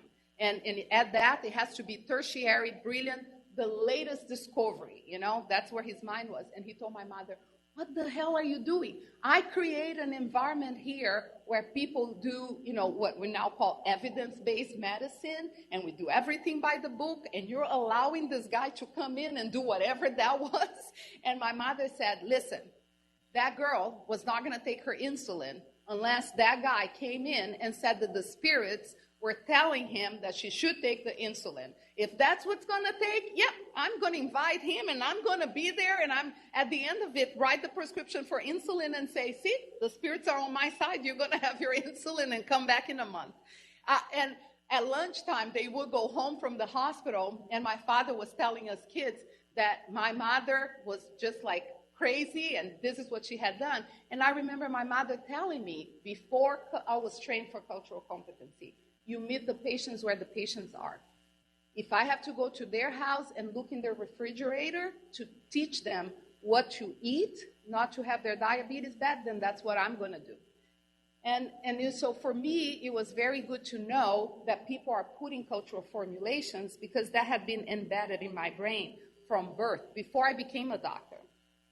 And as institutions, we need to create an environment where it's okay to ask for help and to anticipate the help that is needed. We need to provide resources and information for both students and families, especially those with limited English skills. address discrimination by advocating for campus policies that promote diversity and inclusion. That goes to training police officers that work on campus. That goes to training healthcare professionals to deal with sexual minorities and gender minorities when they come for help. And we need to create on-campus support group that let minorities explore their issues and, feel comfortable doing so, and coordinate care with other campus services to make sure that people have the help that they need, right? If they need to be tested for ADD when they're 20 because when they were 5, they never had access to it, then I think we need to be able to provide that on campus. So then we can medicate appropriately and they can thrive. And then just a little blur on social media. Yes, I didn't even put the bad stuff because we all know the bad stuff. Bullying, echo chambers, all of the bad stuff that goes on social media. But for some minority students, it's not bad. It allows them to explore their racial and ethnic history, sexual and gender self-identification through their online presence. And studies found a positive correlation between the number of social networks the students were members and global citizenship identification, which means is like you go online and you start hearing about hashtag #MeToo, hashtag Black Lives Matter, hashtag No Ban, No Wall, hashtag Time's Up. And then you start reading people's talk about that, and it kind of helps you understand that other people experience different realities than your own. And technology may benefit minority students by helping them establish cultural identity, reduce isolation, and decrease acculturative stress. And social media use can also provide frequent, immediate social support, which can be important for minority students who feel isolated, right? So, and there's some people now who are actually doing studies in the way we interact online, because social media is going nowhere, technology is going nowhere, so we kind of have to get on and see if that's affecting how can we exercise it in a responsible manner and how can we use that to help us, right? So a few questions. Researchers have noticed an increase in stress and mental illness starting in adolescence and peaking in college. Which are the following statements regarding minority stress may be a reason why kids are getting so stressed out? Learning how to care for themselves in an environment that is academically and socially demanding can be very taxing for adolescents. Middle and high school introduce a wide array of cultural and social experiences that make adolescents susceptible to strong peer influence and opinion, social exclusion, and possible prejudice. Adolescents and emerging adults belonging to racial, ethnic, gender, or sexual minority populations must cope with added stressors of meeting family and or cultural expectations of success and dealing with acculturative stress and discrimination. And last option, all of the above. Yes. Oh, you all were not sleeping when I was talking? Thank you. Question number 2, adolescents who belong to racial and ethnic minorities face sustained exposure to stressors that require continued coping strategies. Ironically, the characteristics that promote well-being and achievement, such as self-control, grit, perseverance, also result in sustained activation of the stress system, which can worsen health outcomes. True. All of the following statements about cultural aspects in children and adolescents' mental health is true, except I always have trouble with this when I teach at FSU. People always forget. We're looking for the wrong one, the wrong answer. So exposure to acculturative stress and discrimination can trigger or worsen clinical symptoms of depression, anxiety, PTSD, metabolic syndrome, and eating disorder in this population. American college students who choose to study abroad are also exposed to acculturative stress, including language difficulties, discrimination, value conflict, homesickness.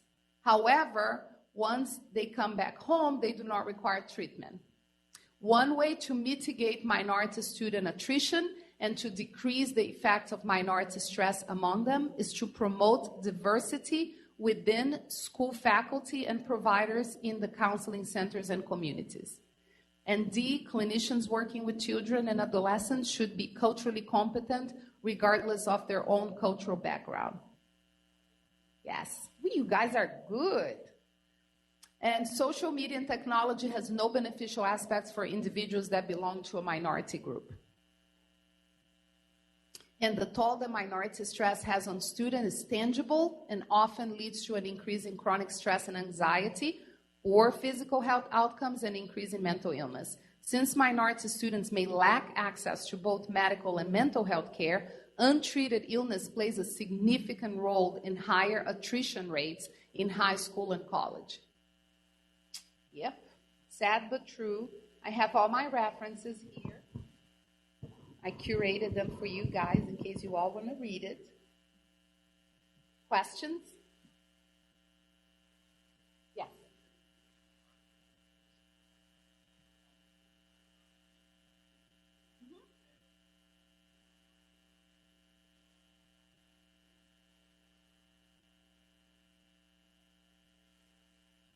So for psychiatry, and that's an interesting thing, there's a background story to that. You know, people don't think psychiatry is real medicine. My parents didn't. My father was like, I put so much effort sending you to medical school and you're becoming a psychiatrist? Are you kidding me? So for a lot of people coming to this country from other countries, there's such a need because nobody in the United States wants to do psychiatry. There's always a spot in residency training, right? So it happens that a lot of psychiatrists happen to be a minority. So if you go to my department right now, there is me, I'm Brazilian. I have a colleague that is from Venezuela. I have a colleague that is from India. And I have a colleague that is American, born from an immigrant Indian family. So everybody looks very diverse in my department. But if you walk into the counseling center, and the way we have it at FSU and a lot of colleges in the United States, we have what we call a stepped care. So people cannot just decide, oh, I want to see Dr. De Faria and come to the clinic because that will clog the system. So they have to be referred to us by the counseling center, so there's a preliminary assessment, or by the primary care physicians. And if you go to primary care or the counseling center, I would say it's less than 10% is a diverse population of any sort, like race, ethnicity, gender, sexual minorities. You see a lot of white in the counseling centers, a lot of white women. In the primary care, a lot of white men and women, older. So it's like also there is a generational issue there. So. And that does make it difficult for them to come for help. You know, they think that they're going to be judged, and internalized bias, it's real. It happens. Like I caught myself not too long ago, like acting on my internalized bias, and as I practice medicine, and I was shocked. You know, like I had to pick up my phone and call my husband, and I was like, "Honey, I just realized I am not as pure as I thought I was." And my husband was like, "Okay, calm down. Just come out with a rule that your internalized bias will be nullified." And I did, but I noticed that it was very much coming through in the way that I make choices of medication, of diagnosis, which in psychiatry is big to give you certain access. So.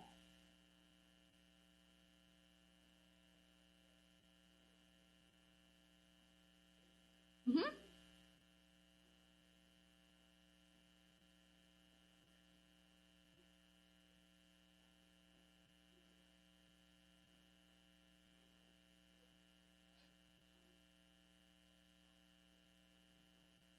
Yes, we do.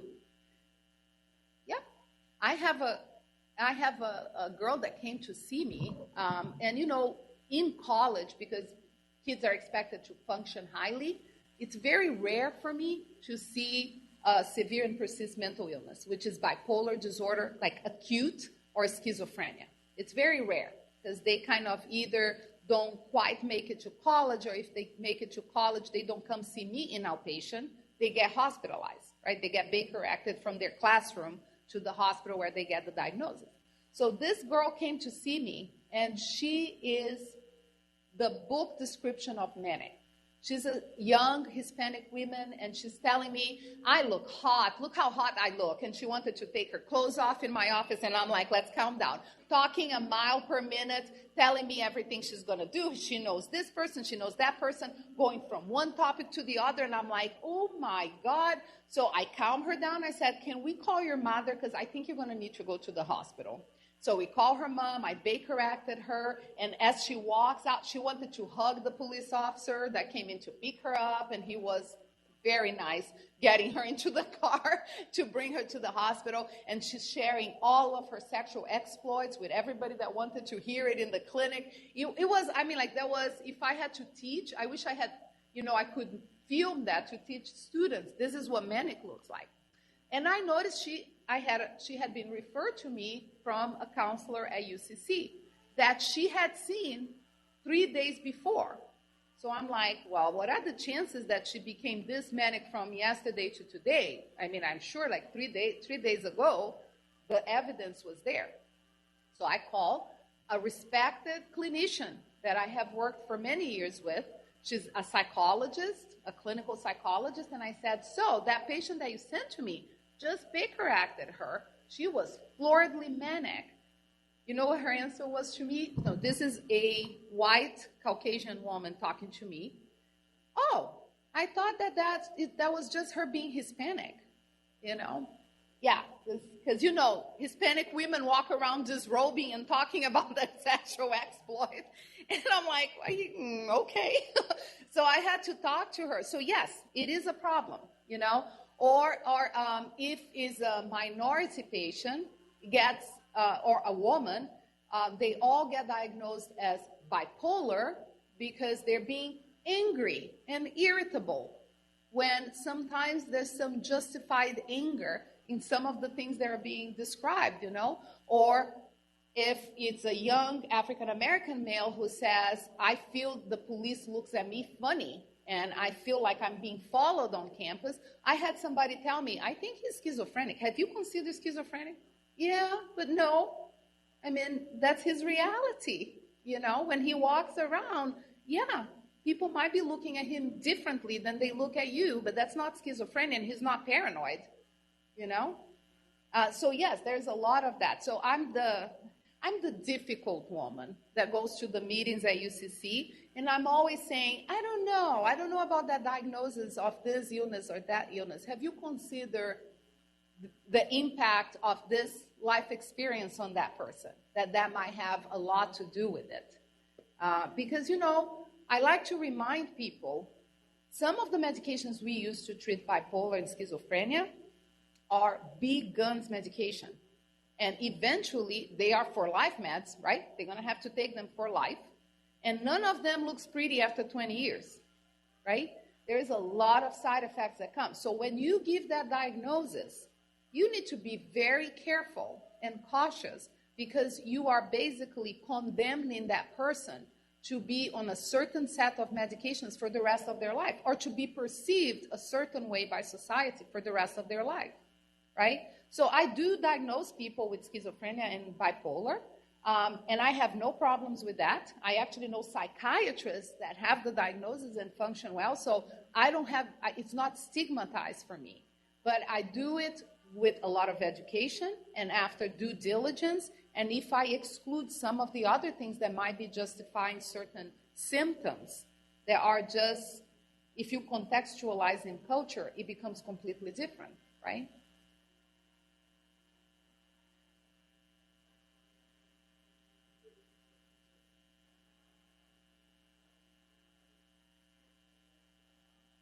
The what? Say it again. Oh, current administration, I have to say, I never felt I needed to be a citizen, because I felt being a permanent resident, having my green card, and working. I could work. Sometimes I couldn't vote, but I have kids. I tell them, and they're American. My kids, all my 3 kids are American.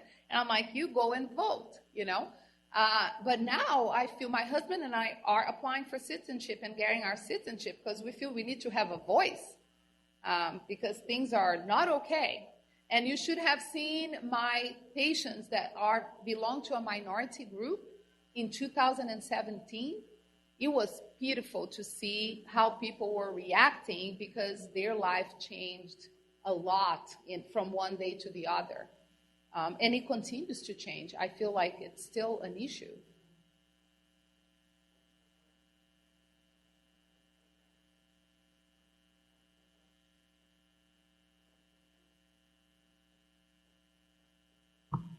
Yeah. No more questions? Thank you. You guys are a very nice audience. I have to say that. I always like talking to people at FAMU.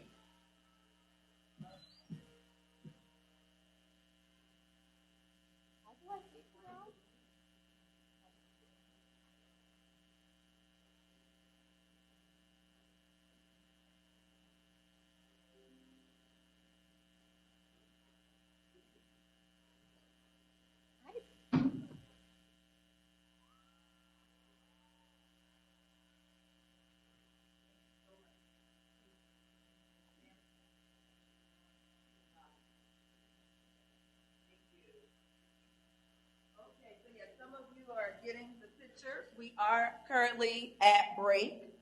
It is, so we're at break and we will reconvene promptly at 2:20 p.m. So we'll have a little intermission break right now and we'll reconvene at 2:20 p.m. for part 2 of today's presentation.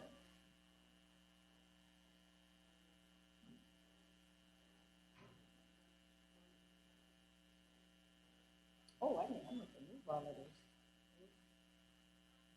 this. Hello. How are you?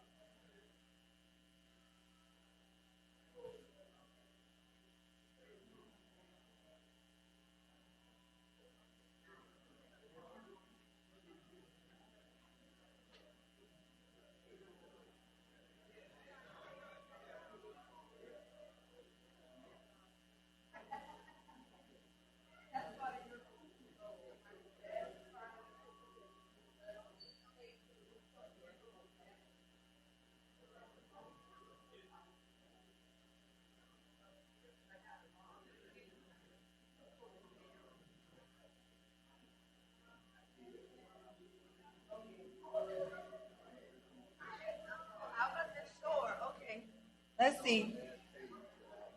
Mm-hmm. Oh, okay. Let's see. Let me go ahead and pull it up. Pretty much it's the Florida statutes and the rules. Everything I got was like from the state. Gotcha. And even if you don't put it in right now here, let me start first. Let me think. I gotta think, child. I don't know what's gonna happen when I get here because let's see, log in, family mail. And I think when you was emailing me, it was going to my family email. I know you said that, but Cleveland told us, and then we started using the other email address. Yes. I changed my password and all this other stuff, and it still don't open. Okay, and you are with them. You volunteer with them sometimes. Well, I was teaching pharmacy law. Right. Yeah. Right. But no, I'm saying you still have the email. I still have the email address.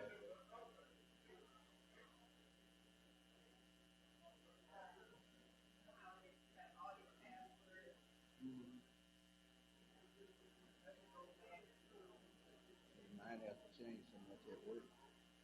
Yes, and it's up for a change. So I hope this works. Let's see. Oh, here we go. No.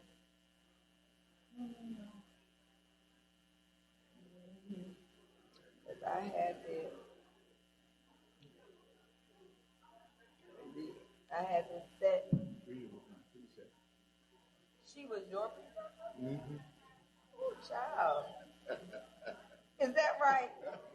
You serious? She was my preceptor. Okay. That's on the south side. Yeah, Ecker's on south side, just as you were mine. Okay, I think we're in business. Okay.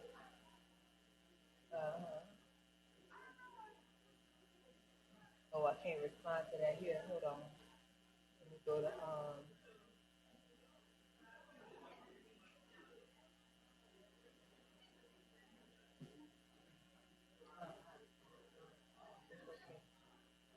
Okay, so she shared about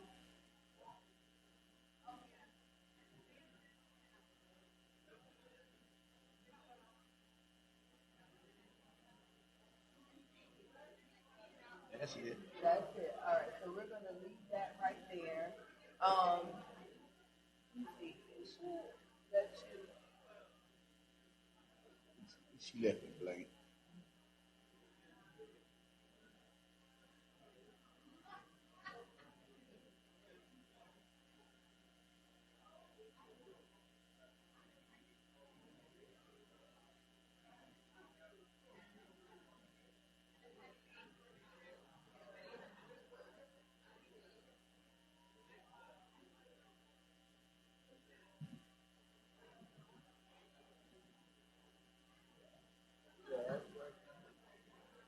All right, so you can go in here and type there. I'm going to let me exit out of my email.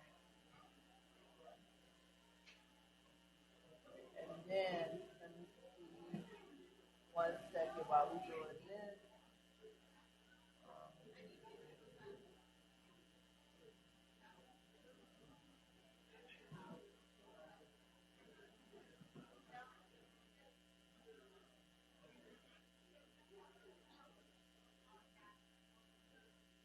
That's how I need to talk with Dr. earlier. See, it offer my assistance. Okay.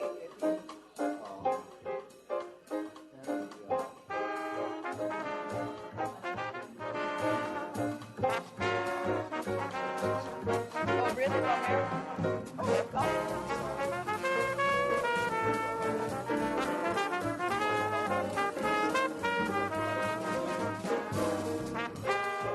Okay, so that's good for your site.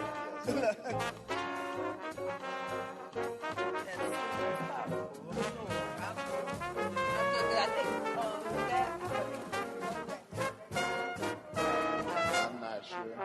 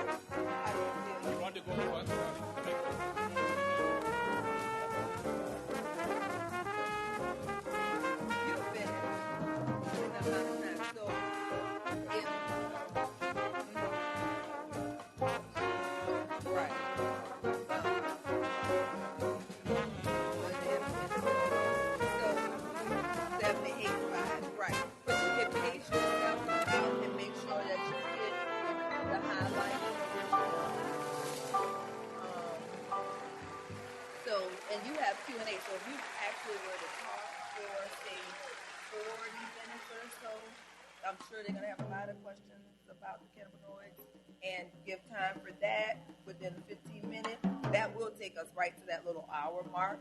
Well, then, I mean, I have 45 slides. Okay. So, but you know, there's our description, information. So I have to then, you have to have a timekeeper so I can write up. Yes.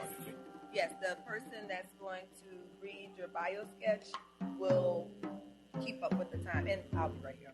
So who's going first, him or me? I had you slated to go first. Doesn't matter if people feel comfortable to go first to have this thing covered. I'm okay with that too. No, I'm not the expert. I'm just a last minute speaker. I want to make sure everybody gets all of these because I'm not on the agenda anyway. Right, So it doesn't matter. but you're in the book. You saw yourself in the book? No, I just saw the email I got just now Okay. on the agenda. So Right. So I haven't seen the book yet. Okay, but yeah, so you're there. I put you're like on page 15 or so. We're talking about the research and everything. So if you have a lot more slides, you want to be comfortable that you finish at the right time. I have no problem if you get that and I can come after you. Or if you want me to go ahead, I have no problem either. I said I can connect. You're talking about the camera.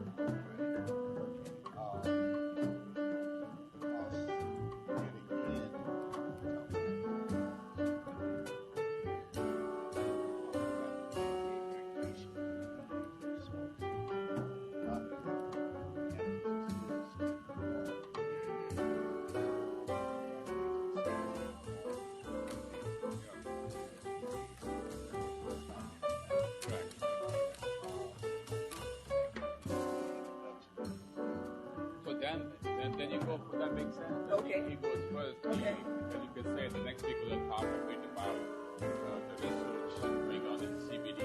I don't touch DSC because it's regulation. Right. FDA license, you can have CBD, you can license. So I'll try to be talking the research part on CBD, but I'll cover some of the material. Okay. So I'll see what you covered and I will cover that. Got it. Okay. So, All right, Doc. because my slides are basically talking about the endocannabinoids. You know, what is how does CBD work? What is that binding? What are the various targets? Are you covering that?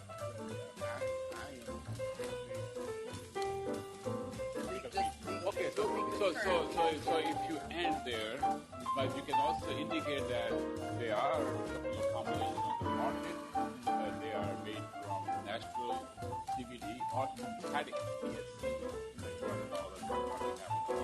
So that would be the positive All right, so we're good. So you'll start. We'll keep up with your time. I'll let you know when you're done 30 minutes. I'll give you a 30-minute increment. And so you gotta raise your hand so you can temper it. And then that way we can 25, 325. So if we can get you started right at 3:30, then you can take us to the 4:30. So can I load my slide? Yes, sir. Then that's what I was gonna say. Go right ahead. You got it. So like that. So if y'all are good, I'm gonna run up to my office now. Let me see. It's on that side. Oh wait, I can't even see it. Hold on. You have your light. Oh, there it is. Okay, it's hard to see. Awesome. All right, let's see what pops in here.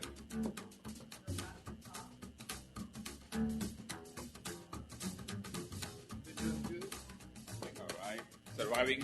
How about you? I've been doing well. You're doing well, yeah.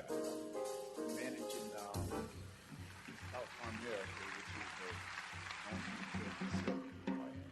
so we kind of like a hybrid between retail and institutional practice. Oh yeah. I fill about 1,000 scripts a day. So it stays super busy. So what do you think is the future of pharmacy? Yeah, because the way the managed care and all that stuff happening has been because there are less jobs. That has been a big issue. Rattle on now. It's really targeted retail aspect, but I haven't really seen that that much in institutional type of practice.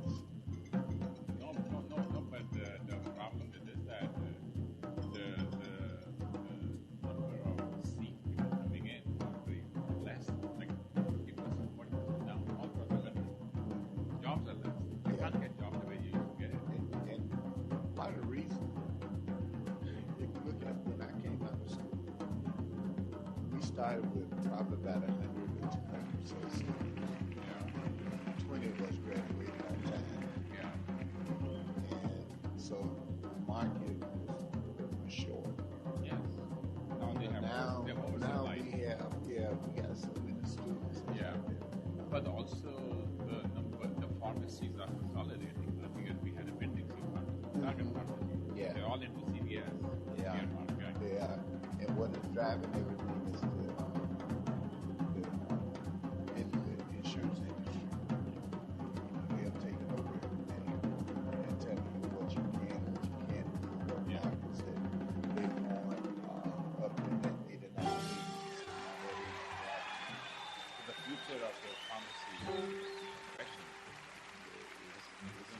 unless we innovate. I think part of the problem is pharmacy lobby has not been strong.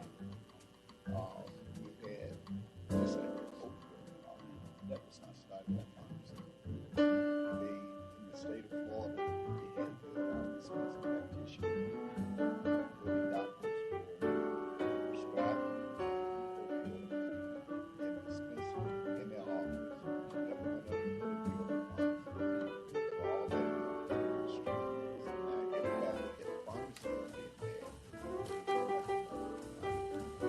So a lot of the profession make decisions about professional pharmacy and not really us. But I think maybe we are too laid back. Political skin thing. We can have it. We have to do whatever. But now things are happening. We got to get more aggressive, conservative, especially just when you think about the MTM, that legislature came out with all these things that not the Walmart, business saying that we want you to do so many MTM. Oh, yeah. The pharmacists never saw it.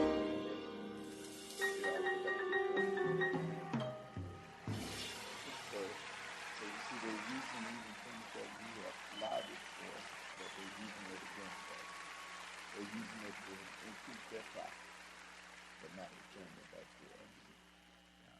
Well, with Walmart coming with $4 prescription. I guess it's been about 15 years. The margins are very slim now. Every time I'm standing up in a group of people, they look at me and say, so how you and your brother getting along? In US than in India or Mexico now. A lot of drugs. And I say, do you have a brother? Or do you have sisters? And They they are say, better yeah. controlled by I quality. say, how y'all getting along? But they have to, And they say, oh, yeah. selling in their own countries. Yeah. Have a bigger Cain and markup Abel. than here. But for $3, $4, very cheap. And when I was working with the Board of Pharmacy, a lot of issues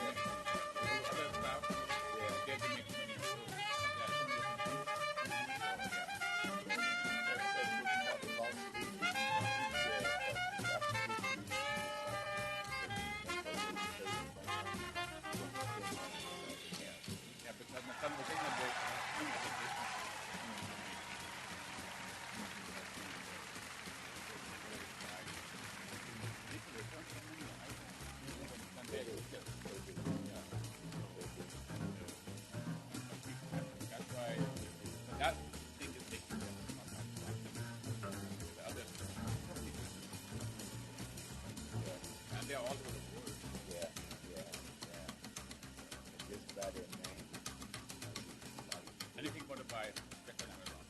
Yeah. That's what I did. I'll buy from Amazon, you're more secure. Pay $10 more, you're more secure. And nobody has come to beat Amazon yet. That's what it is. No, not at all. We have to see. I mean, they even, you don't even get that much from eBay. Oh, eBay has a lot of issues with the quality.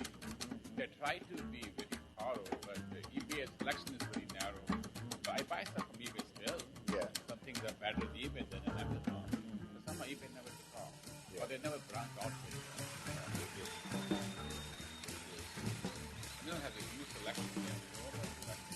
I think it is all management. But Amazon as a company is a really sort of a company.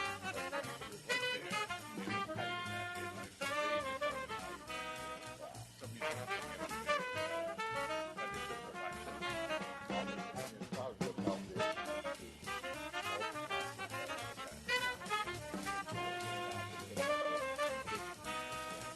I mean, Google is a very, very well-oiled company.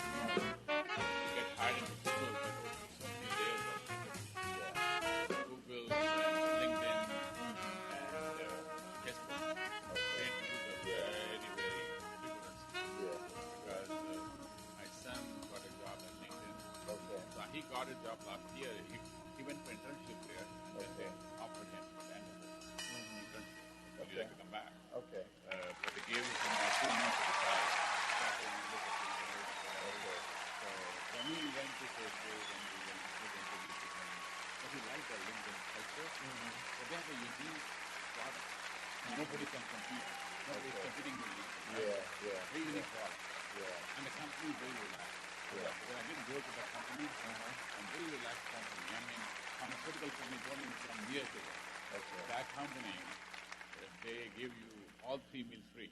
Oh, wow. Breakfast, lunch. And it's not like simple breakfast or lunch. They have 5 different meals. In each building, they have different cuisine going on. It's like going to one 5-star restaurant, one building, they have seafood, all seafood. This building is all like Indian, Asian. This was happening. I mean, you'll be amazed. It's like really good. And they allow to bring your family members 5 times a month. Like the whole family. Enjoy all this. I mean, it's like a paradise land, There's plenty of food. And then in each building where people work, they have a huge place for coffee, smoothies, all kind of smoothies, all kind of coffees, all kind of snacks. And you can take anything you want in your pocket, take your I think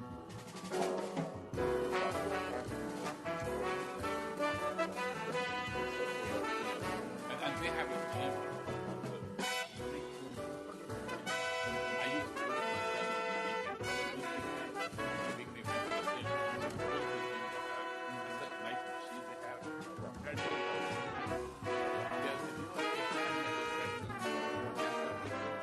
Light material with like running on air. These treadmills machines, they hurt your hands after a while. So they bought the best. But they have the money right now. Right now, right? What happened 10 years after they died? But right now, where are they located? Oh, in California, in San Jose. Yeah. So it's a good place to start. So he just making $140K a year. Plus money is money they are paying. I make now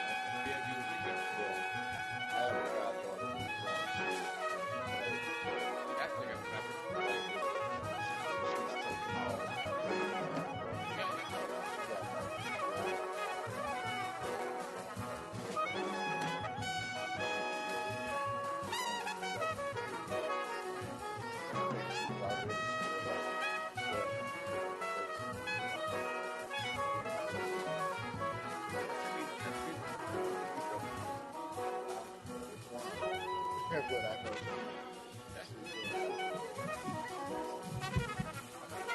Okay, yes, I'm getting everybody in position. And my student is right there. Okay, so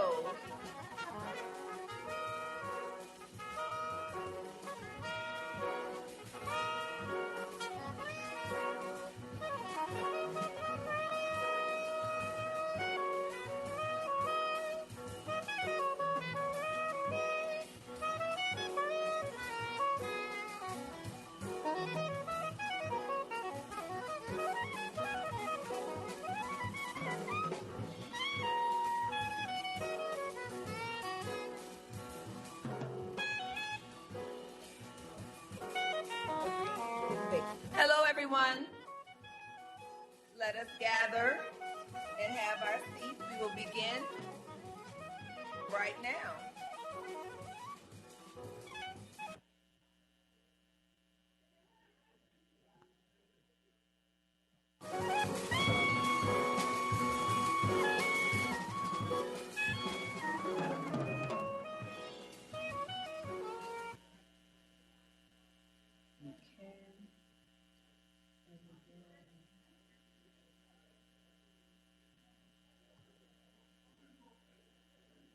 And what year are you, sir?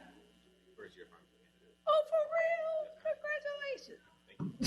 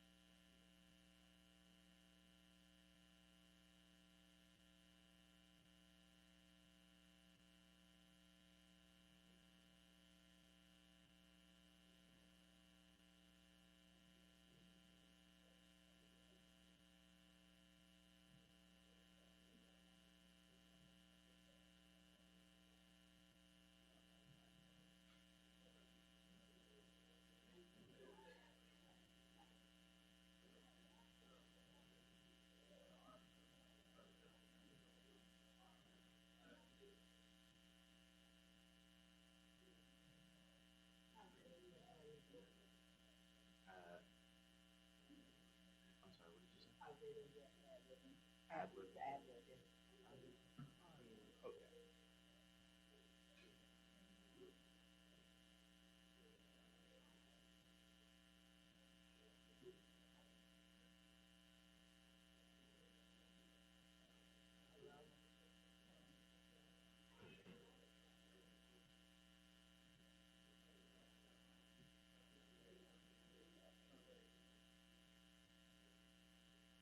All right. Thank you, everyone.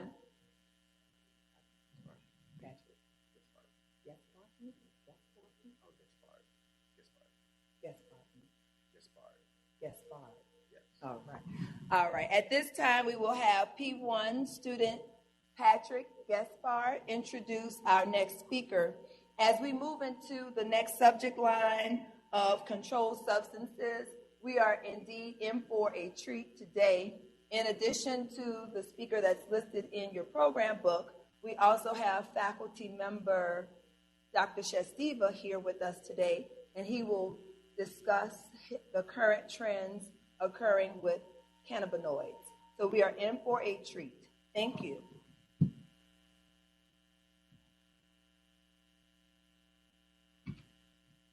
Good afternoon. My name is Patrick Gaspard, a first-year pharmacy candidate at Florida A&M University College of Pharmacy and Pharmaceutical Sciences. I do have the pleasure and honor of introducing Dr. Gerald Matthew Mandrell. He is a 1979 graduate at Florida A&M University.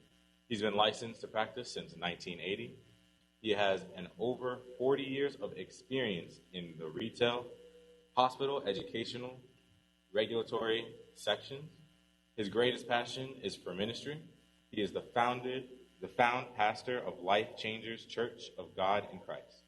Mr. Mendel presently works in long-term care practice. Let us welcome Dr. Mendel.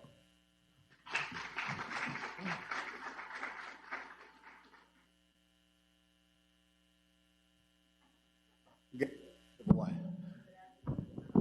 It's so good to be here on this afternoon, as well as I've been tasked with this particular assignment. I'm excited about doing it. I know you all have heard in the introduction that I have over 40 years of experience, but some of you were my trainers, so I still feel like a young man. But we're so grateful just to be here. I want to talk with you in regards to controlled substances. This is actually a large category, but we're going to refine it some to help you to understand some best practices, because over my years and over the time that I've been working, I've seen a lot of shady things and a lot of scary things. But we hope that after we have our discussion today, hopefully it'll help bring some things to light. Most of my presentation is going to be based upon the law in regards to what is legally acceptable and what is legally right. So that's what we're going to look at. I have no financial relationship with any commercial interest related to the contents of this activity.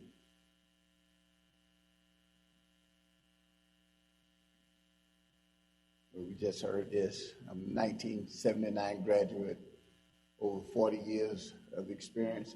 I guess you can see I kind of like what I do.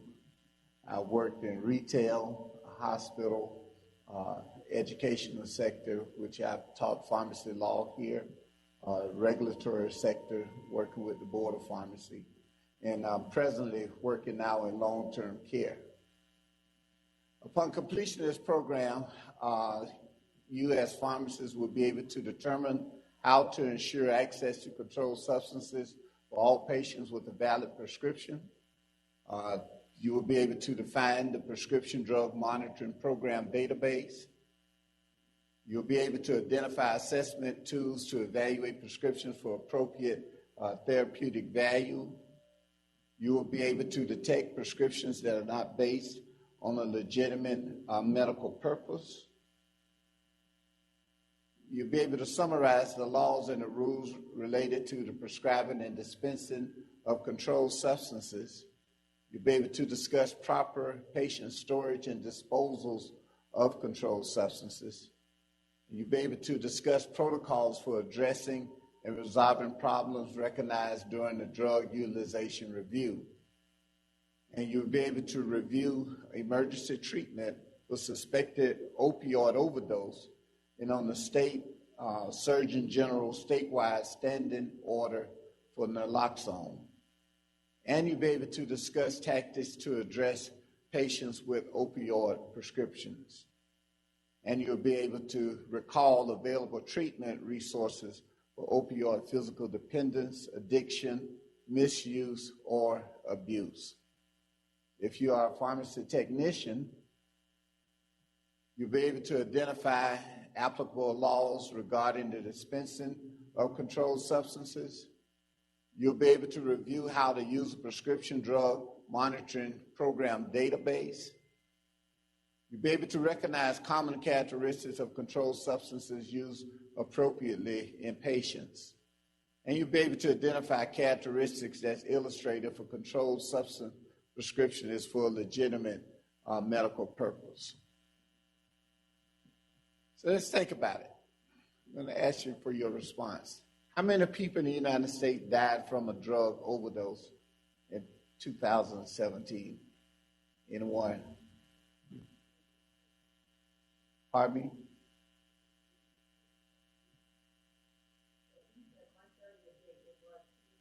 $200. Anyone else? Okay. The answer is actually 70,000. Okay. Out of the 70,000 people, how many do you think died of a controlled substance overdose? Don't be shy. We won't scold you. Okay. The answer is 67%. Okay, so what is a controlled substance? So pharmacists, y'all bear with me. This is going to be a little bit basic for you. A controlled substance are legend drugs or chemicals that are restricted by law because of their abuse potential and by whether or not they have a legitimate medical use.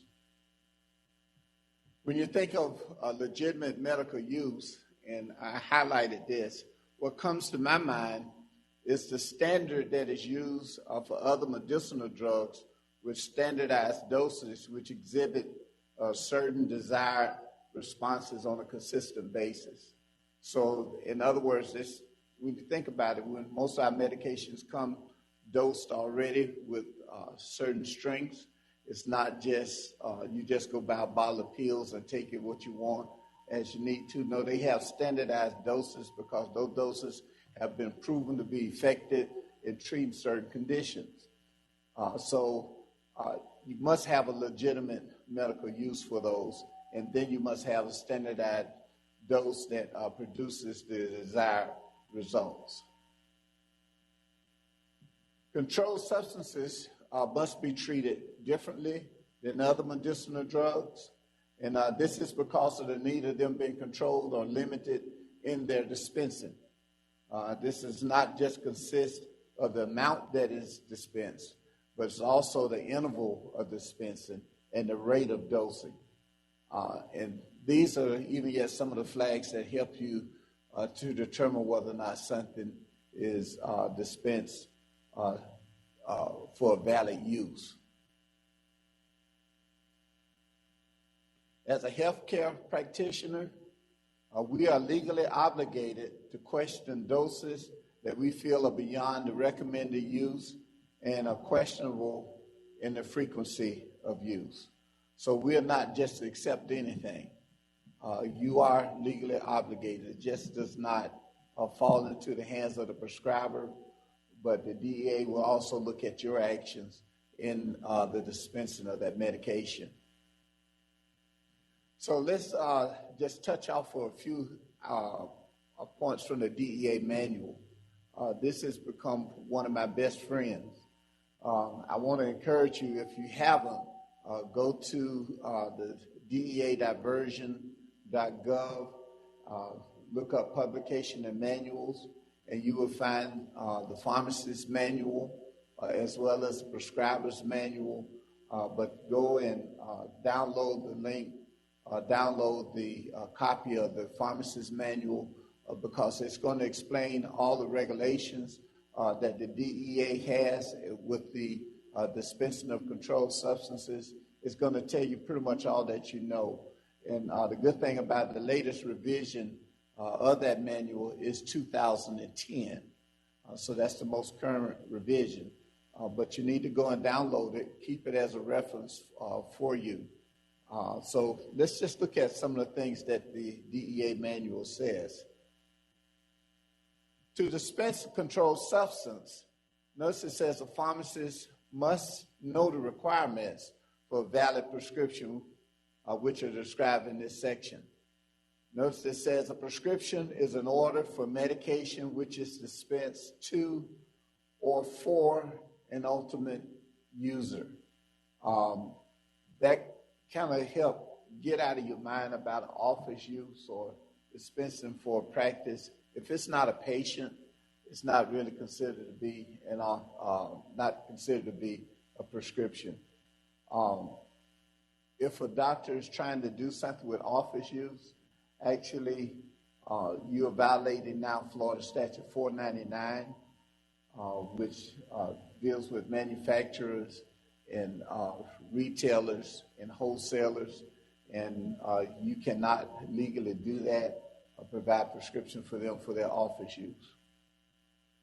A prescription is not an order for medication which is dispensed for immediate administration to the ultimate user. That is, like in a hospital setting, in order to dispense a drug to an inpatient for immediate administration in a hospital is not considered to be a prescription. It is just considered to be an order, a medication order.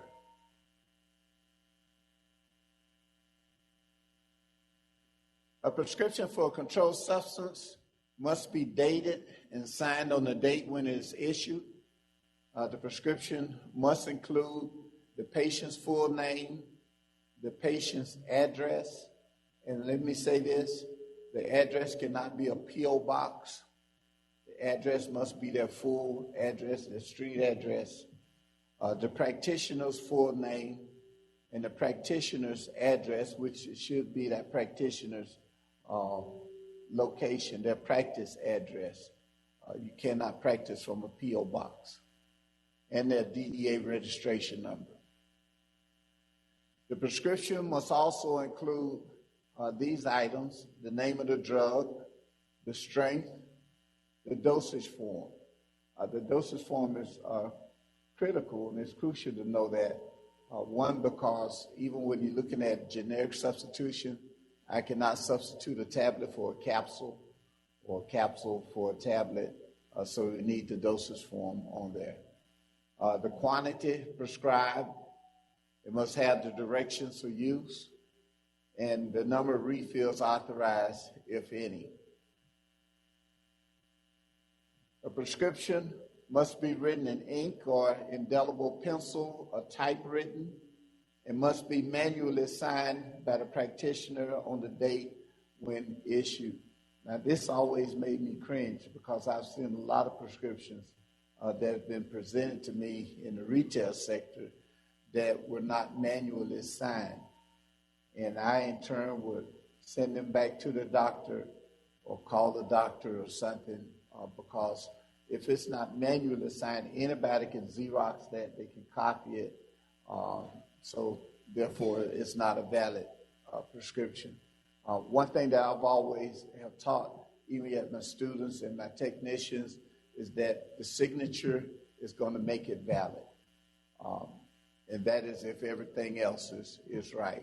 But that signature is going to make it valid. So if you come in with a prescription to me that's copied and you can tell that it's copied, then it's not valid. So this is why they state that it must be manually signed by the practitioner on the date when it was issued. It says an individual or secretary or nurse may be designated by the practitioner to prepare the prescription for the practitioner's signature. They can do everything else, but the practitioner must sign it. And the practitioner is responsible for ensuring that prescription conforms to all the requirements of the law and regulations, both federal and state. So what? A prescription must be written in ink or an indelible pencil. You cannot write in a regular pencil. Or typewritten. It must be manually signed by the practitioner on the date that it is issued. Let me say this. There is a stipulation, especially when dispensing multiple prescriptions of C2s that you give to a patient, that they get up to 3 months, that the doctor can give to them at a time, give them 1 month each time. All of them should have the date that is written, even if it's dispensed on a later date. You can put, they need to put the date that is written, and then they put the date that you expect for them to fill it. So, but you must have that original date on there that they wrote it. And then notice, again, we want to reemphasize that someone else can prepare that prescription for the doctor, but they must sign it themselves. So which of the following is not necessary to be on the prescription for hydrocodone? Choose the best answer. Either A, the patient's date of birth, B, the patient's address, C, the prescriber's address, D, the patient's detailed paragraph reason for taking the prescription, or E, all are necessary by law to have on the prescription.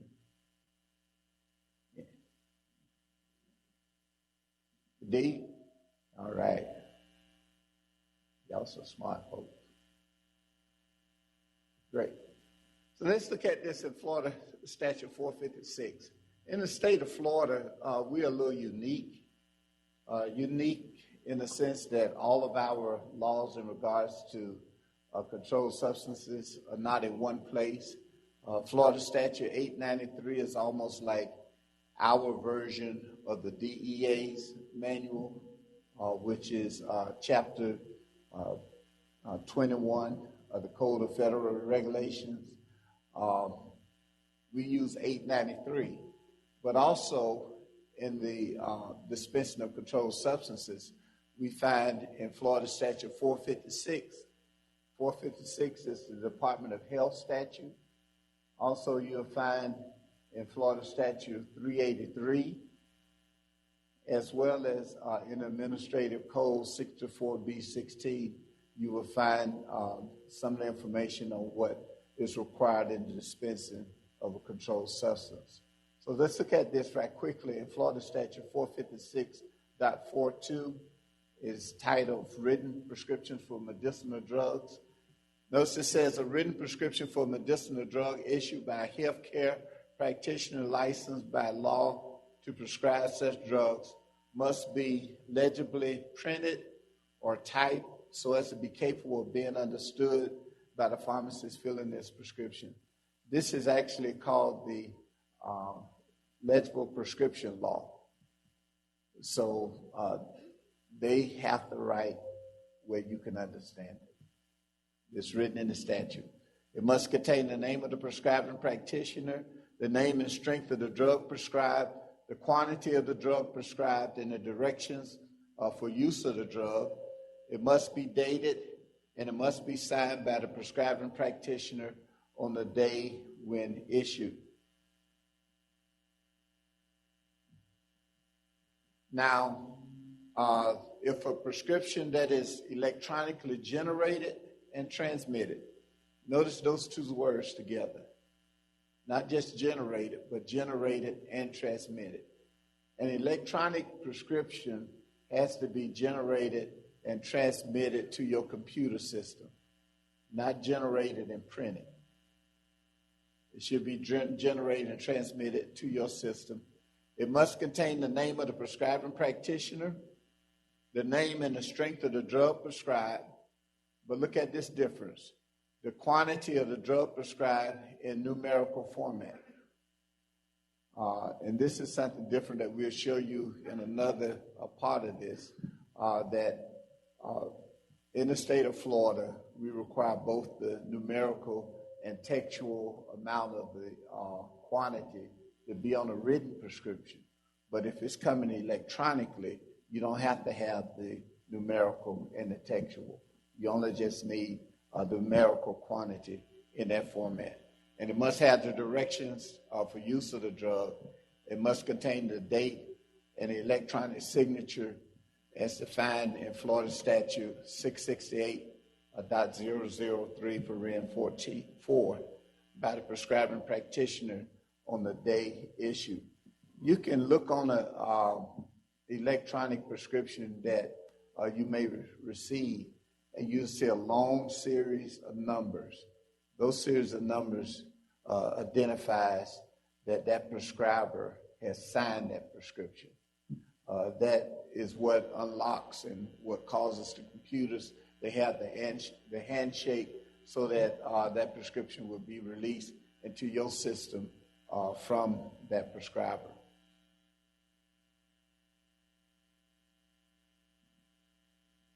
And notice it says a written prescription for controlled substance listed in Chapter 893. It says it must have the quantity of the drug prescribed in both textual and numerical format. Now you see the difference. This says what? A written prescription, not the electronic. So this is the written one that the patient presents to you in paper form. It must have the quantity of the drug prescribed in both textual and numerical format. It must be dated in numerical month, date, and year format, or with the abbreviated month written out, or the month written out in whole. And it must be either written on a standardized counterfeit proof prescription. They cannot write it on plain white paper or any other colored paper. It must be standardized counterfeit proof paper produced by a vendor, approved by the department, or electronically prescribed as termed in the statute. That is also a requirement of Medicare prescriptions. They require you to use tamper-resistant paper also. So to be valid, a prescription for a controlled substance must be issued for a legitimate medical purpose by a practitioner acting in the usual course of professional practice. They must be acting in the usual course of professional practice. The practitioner is responsible for the proper prescribing and dispensing of controlled substances. A prescription may not be issued in order for an individual practitioner to obtain controlled substances for supplying the individual practitioner for the purpose of general dispensing to the patients. That's what I'm saying. They cannot write a prescription to use in their office to dispense or to administer to a patient.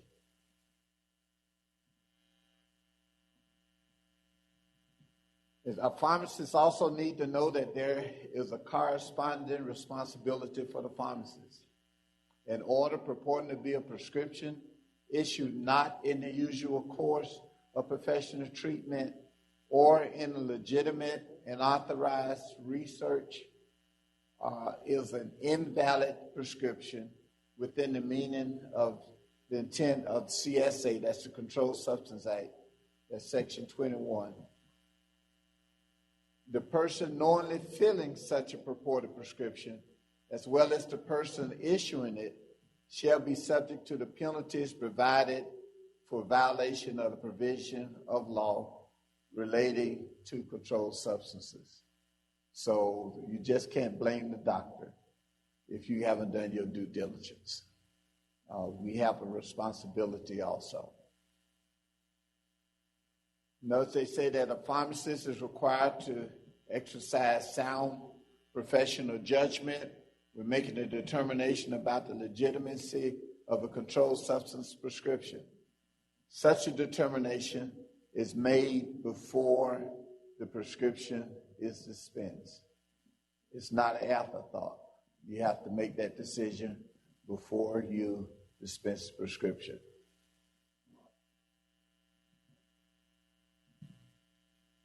Now, the law does not require a pharmacist to dispense prescription of doubtful, questionable, or suspicious origin.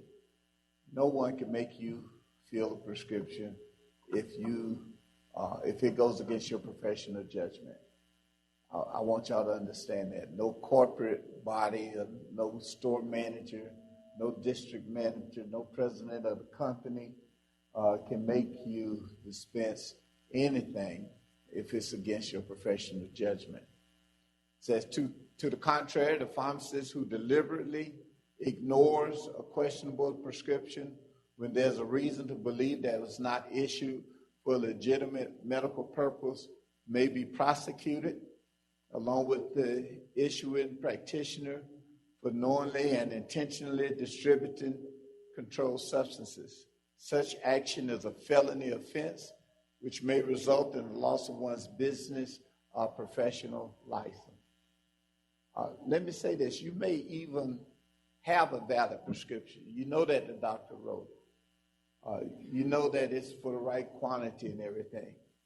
But suppose they're not taking it for a legitimate reason, a legitimate cause. That means that now that prescription really is invalid. It's not one that you should dispense, because now you know that it's not for a legitimate reason, a legitimate purpose.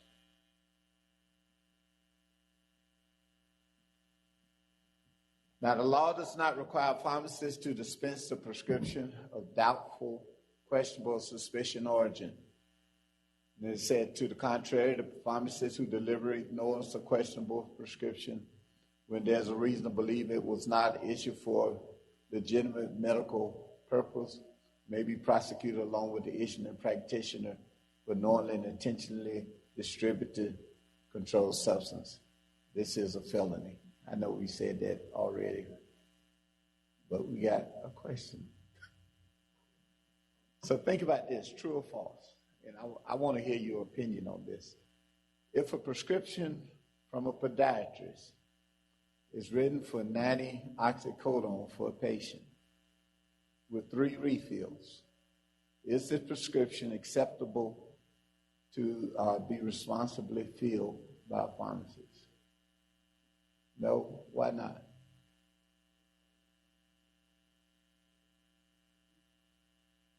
Think is it because of a podiatrist? Or because of the refills? Now, you know that even if they had the refills, they're not going to get it refilled anyway.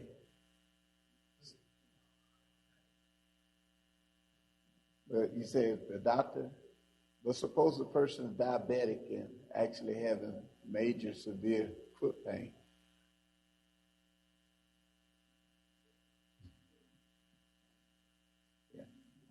I think that you have to probably investigate a little bit further, to find out that person's true diagnosis.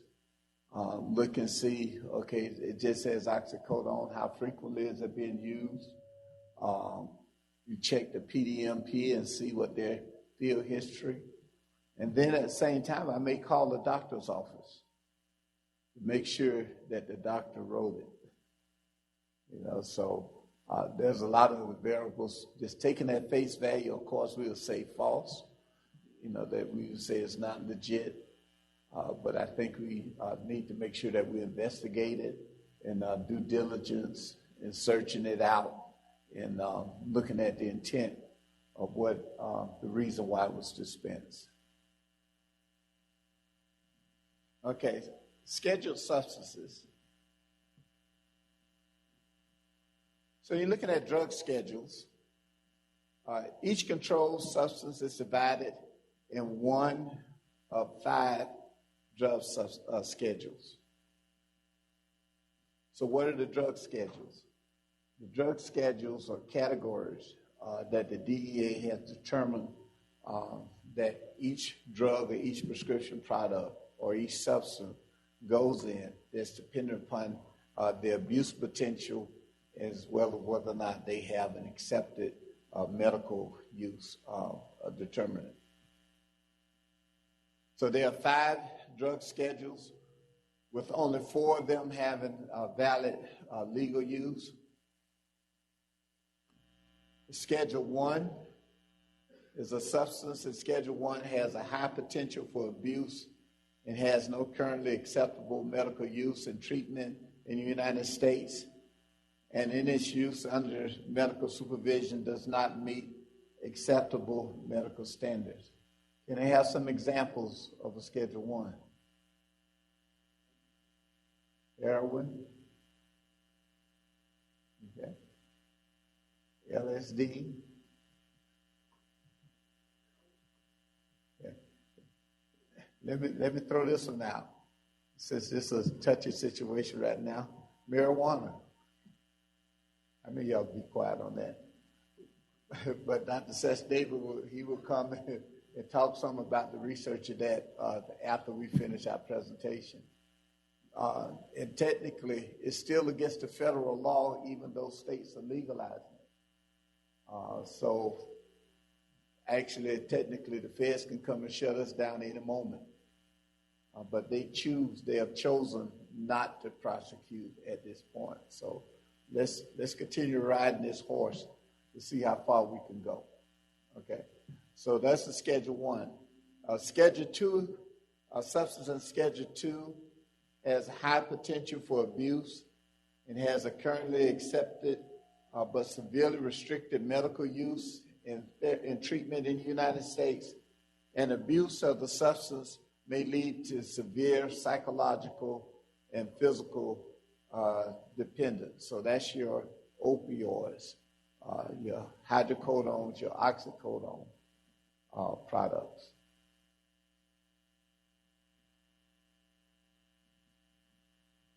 Schedule 3, these are drugs substances or chemicals that are defined as drugs with a moderate to low potential for physical and psychological dependence. Schedule 3 drug abuse is less than Schedule 1 and Schedule 2, but they are more than Schedule 4. As you see, Schedule 4 are substances and chemicals defined as drugs with low potential of abuse and a low risk of dependence. Then, of course, we have Schedule 5. I guess we got enough of you. How many of y'all have heard of exempt narcotics? Okay, Schedule 5 is the list of our exempt narcotics.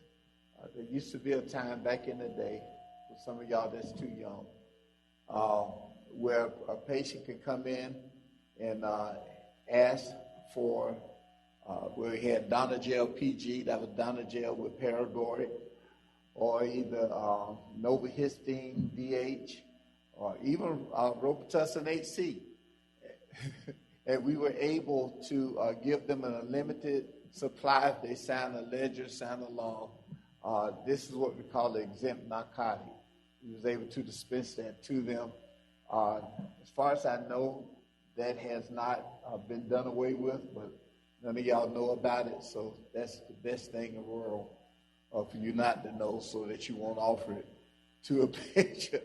Yeah, because you will get a lot of attention. But the Schedule 5 substances or chemicals are defined as drugs with lower potential for abuse than Schedule 4, and it consists of preparations containing limited quantities of certain narcotics. Schedule 5 drugs are generally used for anti-diarrhea, antitussive, and analgesic purposes. Lyrica is one of our most popular Schedule 5s. And the reason is pregabalin. I believe in Alabama, where I've heard, I think they have made gabapentin control. So there's some talk, some rumor that's going around that they're probably considering making gabapentin control here. And that's because of its pharmacological property. In the state of Florida, the Attorney General has the power and has the authority to put drugs on the schedule. So if they feel that they have a valid reason to put it on the schedule, Florida's 5 levels of controlled substances actually mirrors that of the DEA, but there can be some exceptions, and he can move drugs that are non-scheduled to the schedule. I remember a point in time that Soma, Carisoprolol, was not controlled. Then Florida put it on a controlled ledger. In other states, it was still not controlled. So eventually, after a while, everybody else put it on the controlled schedule. The reason they made it controlled because when it got in your body, it metabolized into methylphenidate, which has always been controlled. So those are the drug schedules. So you're going to ask, what is a valid prescription? And what is the process of validating a prescription? Now, upon receiving a prescription for a controlled substance, the dispenser must verify or validate the legitimacy of the prescription. To me, the key word is legitimacy, which mean that we must not just determine if the prescription was written by a prescriber, but we must also determine several other factors.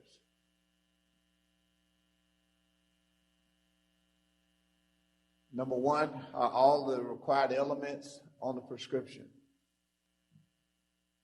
Is the prescriber authorized to prescribe this substance to this patient? Is the prescription used to treat a valid medical condition? Is the quantity excessive? Is the signature valid? And then what is the history of this medication being dispensed to this particular patient.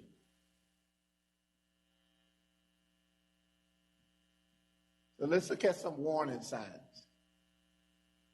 There are some signs and behaviors that I believe that are exhibited by some individuals who are fraudulently trying to fill a prescription for a controlled substance.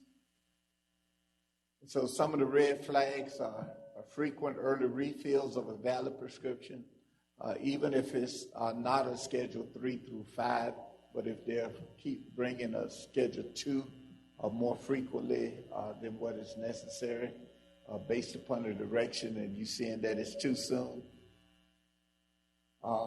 Most of the time you notice that a lot of these individuals are nervous, they have anxiety while you're filling prescription, they can't wait. Then non-local prescriptions, they coming from way out of town to fill a prescription with you.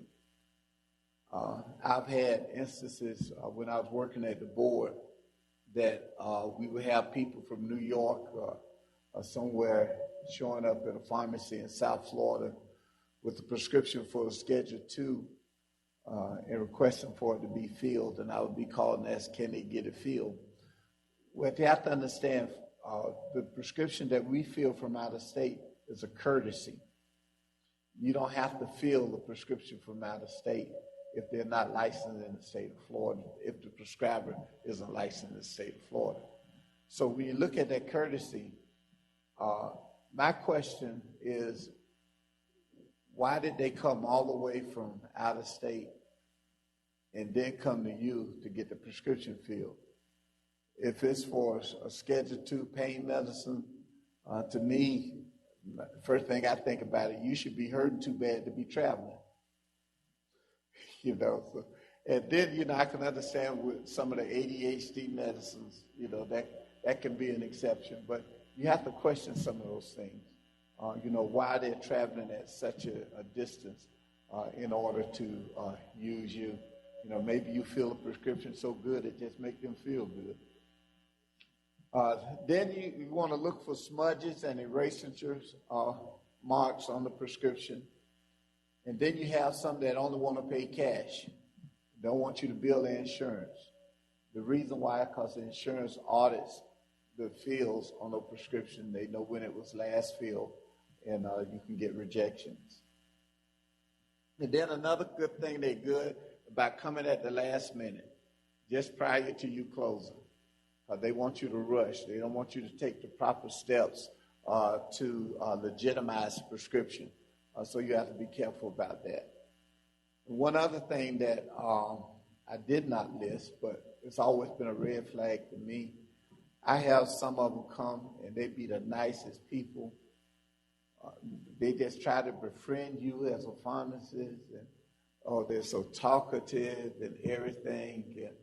And, to me, that's become a big red flag. I say, you don't know me.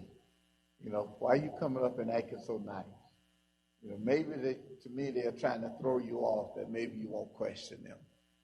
And then you want to be careful about unfamiliar prescribers, as well as excessive quantities. That used to be a big issue back in the day. You get a prescription for 10 Percocet, they add an extra 0 on it to make it 100. So let's look at the Florida Administrative Rule 64B-16. It states that the Board of Pharmacy recognizes that it's important for the patient of the state of Florida to be able to fill valid prescription for controlled substances. In filling these prescriptions, the board does not expect pharmacists to take any specific action beyond exercising their sound professional judgment. So pharmacists should not fear disciplinary action from the board or other regulatory or enforcement agencies for dispensing controlled substance for a legitimate medical purpose in the usual course of their professional practice. Every patient's situation is unique, and prescriptions for controlled substances shall be reviewed with each patient's unique situation in mind. Pharmacists shall attempt to work with the patient and the prescriber to assist in determining the validity of the prescription. Now, we want to save you from some HIPAA concerns. Each prescription may require a different validation process, and no singular process can fit each situation that may be presented to the pharmacist. So there's some circumstances that may cause a pharmacist to question the validity of a prescription for a controlled substance. However, concern with the validity of a prescription does not mean that the prescription shall not be filled. You just need to get some clarification. So when you're presented with a prescription for a controlled substance, the pharmacist should determine the validity of the prescription and shall attempt to resolve any concerns about the validity of the prescription by exercising his or her independent professional judgment. This is your lifesaver, exercising your independent professional judgment. I'm going to show you why that's a lifesaver. When validating a prescription, neither a person nor a licensee, which is your job or your employer, shall interfere with the exercise of the pharmacist's independent professional judgment. When validating a prescription, the pharmacist shall ensure that all communication with the patient is not overheard by others that want to violate HIPAA. And when validating the prescription, if at any time the pharmacist determines in his or her professional judgment concerns with the validity of the prescription cannot be resolved, the pharmacist shall refuse to fill or to dispense of the prescription. So let's look at our little friend here, the PDMP. Y'all have heard of the PDMP, right? I hope so. The PDMT, which is a prescription drug monitoring program, look at how can and who can assess it.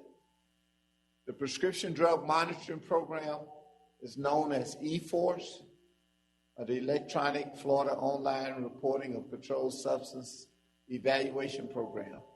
It was created in 2009 by the 2009 Florida legislature in an initiative to encourage safer prescribing of controlled substances and to reduce drug abuse and diversion within the state of Florida.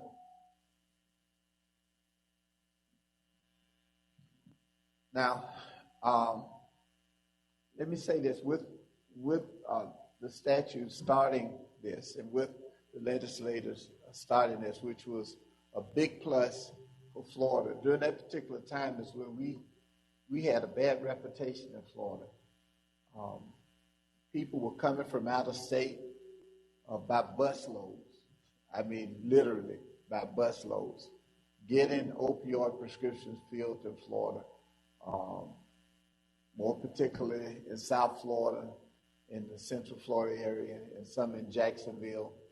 And they were buying, we had what you call the dispensing practitioner law, where the doctor was able to write for a prescription for a controlled substance, and he was filling it in his office and giving it to the individuals. And during this time, hydrocodone was just a Schedule 3, so therefore you was able to fill a month's supply and give 5 refills. They were dispensing the entire 6-month supply of the medication to patients and sending them on their way. None of this came across the purview of a pharmacist where we were questioning, and I hope none of us in our good mind would dispense a patient 6 months of a controlled substance. But they were doing all this, and Florida, especially South Florida, was known as the opioid capital of the United States. As a matter of fact, in the Fort Lauderdale area, especially off of Oakland Park Boulevard, we had more oxycodone dispensed than anywhere else in the United States. So this was necessary. A lot of other states had this program, In Florida, this because of, and I know it's because of money, it was fought against. But since the reputation got out so bad and the epidemic started growing so greatly, they saw the need of going ahead on and starting the prescription drug monitoring program. It has strengthened since then because at first, when they started it, it was just something to identify the prescribers, but then they had a long time to report what they dispensed, and that has been shortened over a period of time. And then everybody was not really using it or accessing it. So now this is actually a good tool to help you in your dispensing of controlled substance. The PDMP accomplished the following outcome: reduction of the rate of inappropriate use of prescription drugs through education and safety efforts, the reduction of the quantity of pharmaceutical controlled substance attained by individuals attempting to engage in fraud and deceit, an increased coordination among interested parties participating in the PDMP, involvement of stakeholders in achieving improved patient health care, and safety and reduction of prescription drug diversion.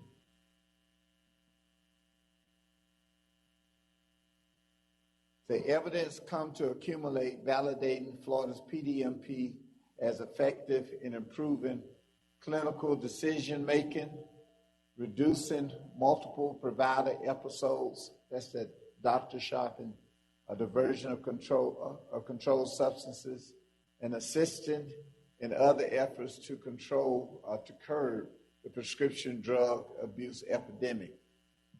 The effectiveness of Florida's PDMP is reflected in a significant increase in registration and utilization, resulting in a decrease in multiple provider episodes, decrease in the morphine milligram equivalent, and reduction in oxycodone overdose death. The PDMP continues to be a critical tool in the fight to protect health and safety by reducing doctor shopping and controlled substance-related death, while supporting sound clinical practice in the prescribing of controlled substance drugs.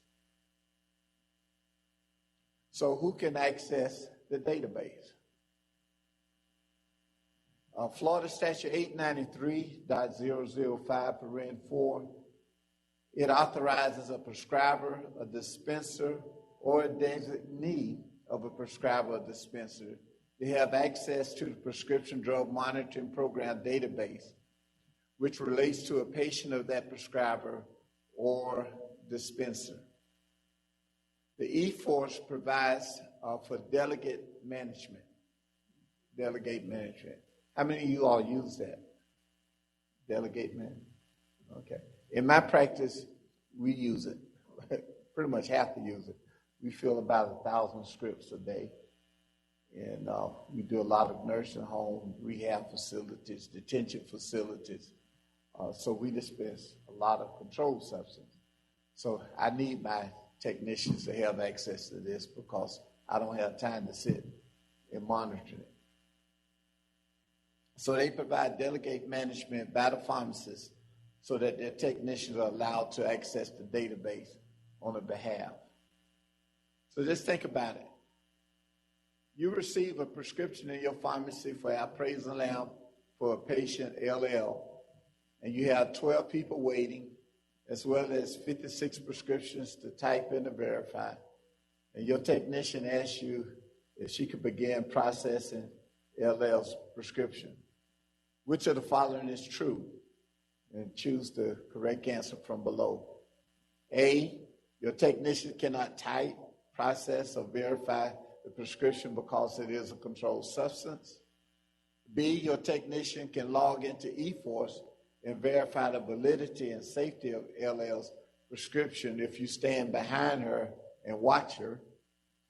C, Your technician can log into eForce under your delegation to help assess the frequency of the prescription being previously filled or being filled previously. Or D, your technician cannot begin typing the appraisal lamp, but can begin typing a lyrical prescription. Which one?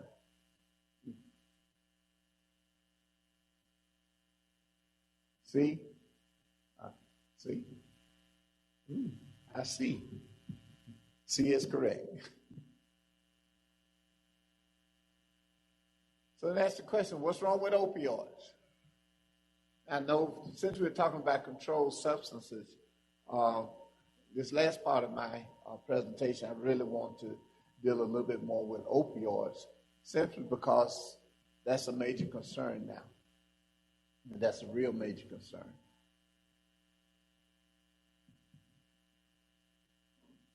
So what's the problem with opioids? Opioids are substances that act on opiate receptors to produce morphine-like effects. Medically, they are primarily used for pain relief, including anesthesia. Other medical uses include suppression of diarrhea, a replacement therapy for opioid use disorder, reversing opioid overdose, suppressing cough, as well as for executions in the United States.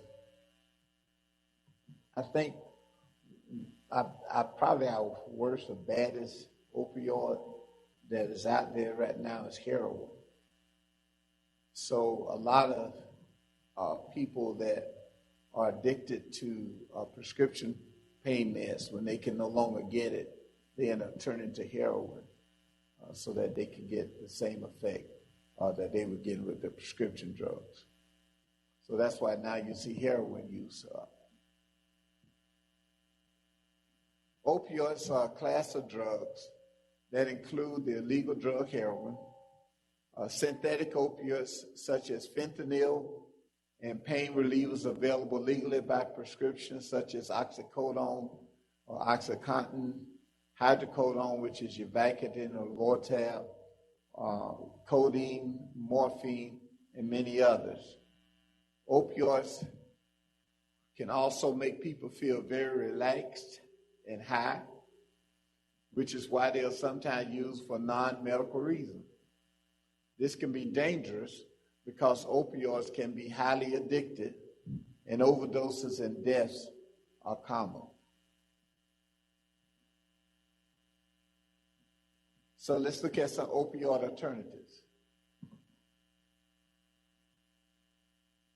You have antidepressants, such as Effexor ER, Cymbalta, Savella. They relieve mild to moderate chronic pain, nerve pain, shooting and burning pain, and headaches. Depending on medications, side effects can also include drowsiness, dizziness, tiredness, constipation, weight gain, or weight loss. May also have medicated creams or foams, or gels or lotions or ointments, or sprays and patches. We're seeing a lot of use with these going up, especially lidocaine, the anesthetics such as lidocaine patches, NSAIDs, muscle relaxants, capsaicin, and compound topicals. Then you have what you call interventional pain management, which includes anesthetic or steroid injections around the nerves, the tendons, the joints, or muscles, spinal cord stimulation, drug delivery systems, permanent or temporary nerve blocks. Then also you have Tylenol, the acetaminophen. It relieves mild, moderate pain, and it treats headache, muscle ache, arthritis, backache, toothaches, cold and fevers, but overdoses with them can actually lead to liver damage. Your non-steroidal anti-inflammatory drugs, your NSAIDs, such as aspirin, ibuprofen, your naproxen. They relieve mild to moderate pain and reduce swelling and inflammation, but they have a risk of stomach problems. It increases for people who take NSAIDs regularly, and it can increase the risk of bleeding. Then you have nerve pain medicines, such as gabapentin, pregabalin, which is Lyrica. They relieve mild to moderate nerve pain, and it can cause drowsiness, dizziness, loss of coordination, tiredness, and blurred vision. So let me ask you a couple of questions. What are some everyday ways you can assess the validity of a controlled substance prescription? How many of y'all work in retail? I guess you need to ask that question. What some ways have you used to determine the validity of a controlled substance?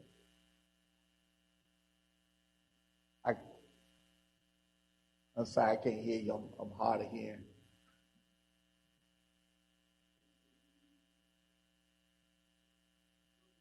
Okay, early refill. Anyone else?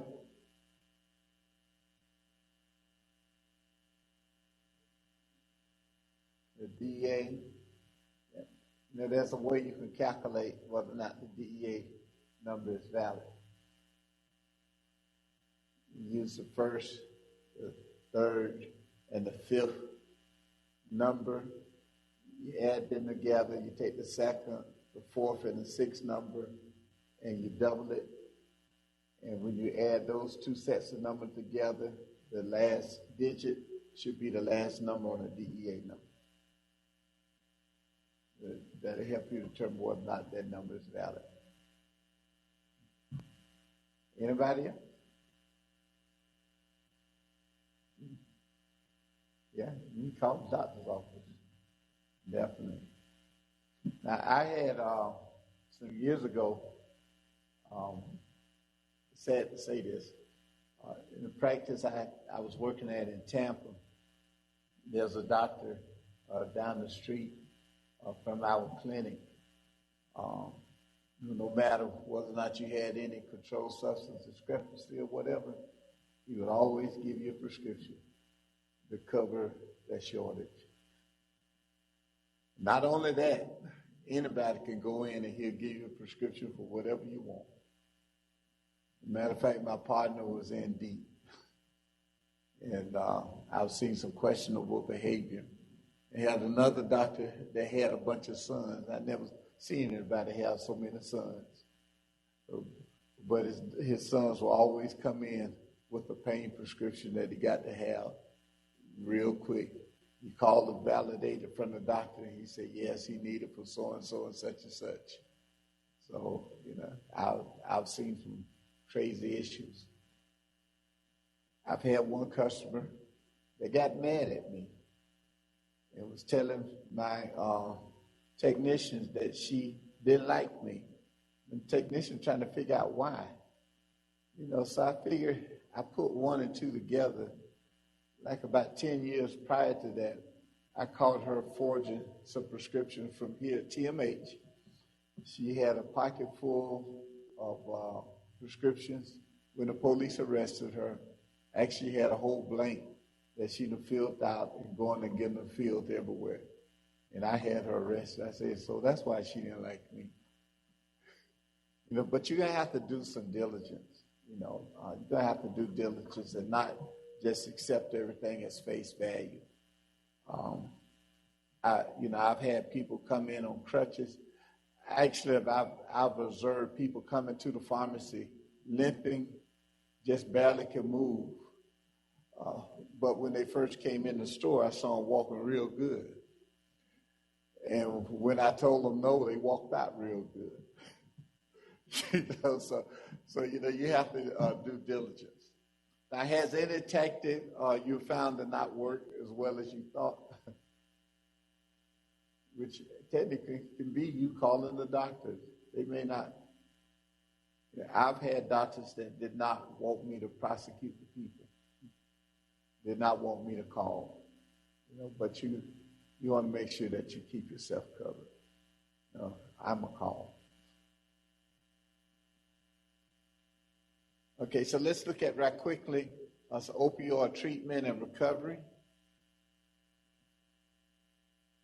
So some of the signs of overdose, which is a life-threatening emergency. It can include trouble walking or talking. The person won't wake up. Difficult breathing or gurgling sounds. Unusual snoring. Cold and clammy skin. Gray, purple, blue lips or nails. Tiny pupils. The face is extremely pale or clammy to the touch. The body is limp. The fingernails or the lips may have a blue or purple cast. The person is vomiting or making gurgling noises. The person cannot be awakened from sleep or cannot speak. I must confess that every overdose from opioids may not come from an abuse, them abusing the medication, but it can come from additive effect of the medication therapy, especially if they're taking pain meds and antidepressants, or if they're taking even yet muscle relaxants, even other anti-anxiety medications along with it, they can potentially have an overdose. So that's why it's critical that you make sure you counsel the patient. Actually, I recall myself, and I realized it later, that I overdosed. And I was just discharged from the hospital. I had a sickle cell crisis and got home, and the person that was taking care of me started feeding me my meds around the clock. After a while, I got so sleepy. And actually, I remember standing in my bathroom trying to brush my teeth and falling asleep with a toothbrush in my hand and waking up while I'm standing there. Went downstairs, got in my recliner. I couldn't wake up to eat. I was so sleepy and so drugged. I didn't know then, that was happening to me. But, rushed me back to the hospital. My hemoglobin was somewhere around 3 to 5. My blood platelets were down to like about 30 or 40. And, I was about out of here. But I thank God for his mercy, that I came around. They had to give me a couple of platelet transfusion as well as, I think, about 3 units of blood. But I made it through it. But I've learned, that was an opioid overdose. I didn't realize it till later. So that can happen to some of your regular patients. And because of that, it's important that we understand that's the importance of Florida Statute 381. Let's see. This is your naloxone in the medical protocol. In Florida Statute 381.887, it provides for a statewide standing order for naloxone, which authorizes pharmacists who maintain a current active license practicing in a pharmacy located in Florida that maintains a current active pharmacy permit to dispense one of the following naloxone formulations to emergency responders for administration to the person exhibiting signs of opioid overdose. You can dispense the naloxone nasal spray, which is Narcan, or you can dispense the pre-filled syringes of naloxone, 2 milligram per mil strength, which you would administer intranasally, as well as the naloxone, the Narcan, use that intranasally. Or you may either use the naloxone 0.4 milligram or 2 milligram auto injector, and you would inject that right directly into the muscle in the thigh if a person is suspected to have overdose.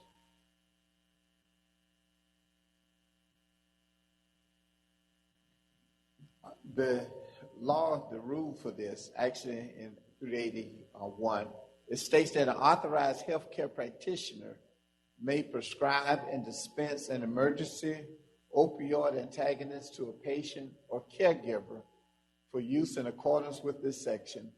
And pharmacists may dispense an emergency opioid antagonist pursuant to such a prescription or pursuant to a non-patient specific standing order for an auto-injection delivery system or intranasal application delivery system, which must be appropriately labeled with instructions for use. Such patient or caregiver is authorized to store and possess approved emergency opioid antagonists, and in an emergency situation, when a physician is not immediately available, administer the emergency opioid antagonist to a person believed in good faith to be experiencing an opioid overdose, regardless of whether that person has a prescription for emergency opioid antagonist. They cannot sue you. They can't sue the pharmacist. They cannot sue the person who administered. They cannot sue the doctor who prescribed it. This statute actually exempts you from being sued if you expect that that person is having an opioid overdose. With the Narcan nasal spray, that comes in 2 units because after you administer that first spray, you call 911, administer the first spray, within a matter of minutes, that person will revive. But you want to make sure that you keep that second dose because they assume they may go right back out again. And you may have to give them that second dose until the paramedics can come. One good thing about this is that when you think about it, it may be a little bit futile for you to just prescribe it and give it to the patient because when they go out, they're not going to know it. And then they're not going to know to administer it to themselves. So you want to make sure that their caregiver has the medication.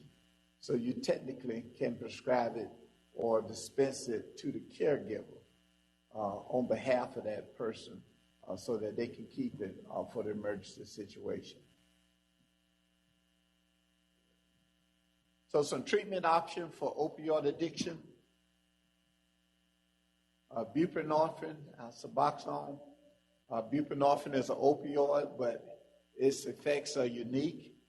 As a partial opioid agonist, buprenorphine binds to opioid receptors in the brain, yet it does not cause the same degree of sedation and euphoria as other opioids. Buprenorphine is useful because it suppresses opioid withdrawal, and it prevents other opioids from affecting the brain. So therefore, someone with an opioid addiction can use buprenorphine to detox from opioids without unbearable withdrawal symptoms. Buprenorphine is an ingredient in several anti-addiction medications, including Suboxone.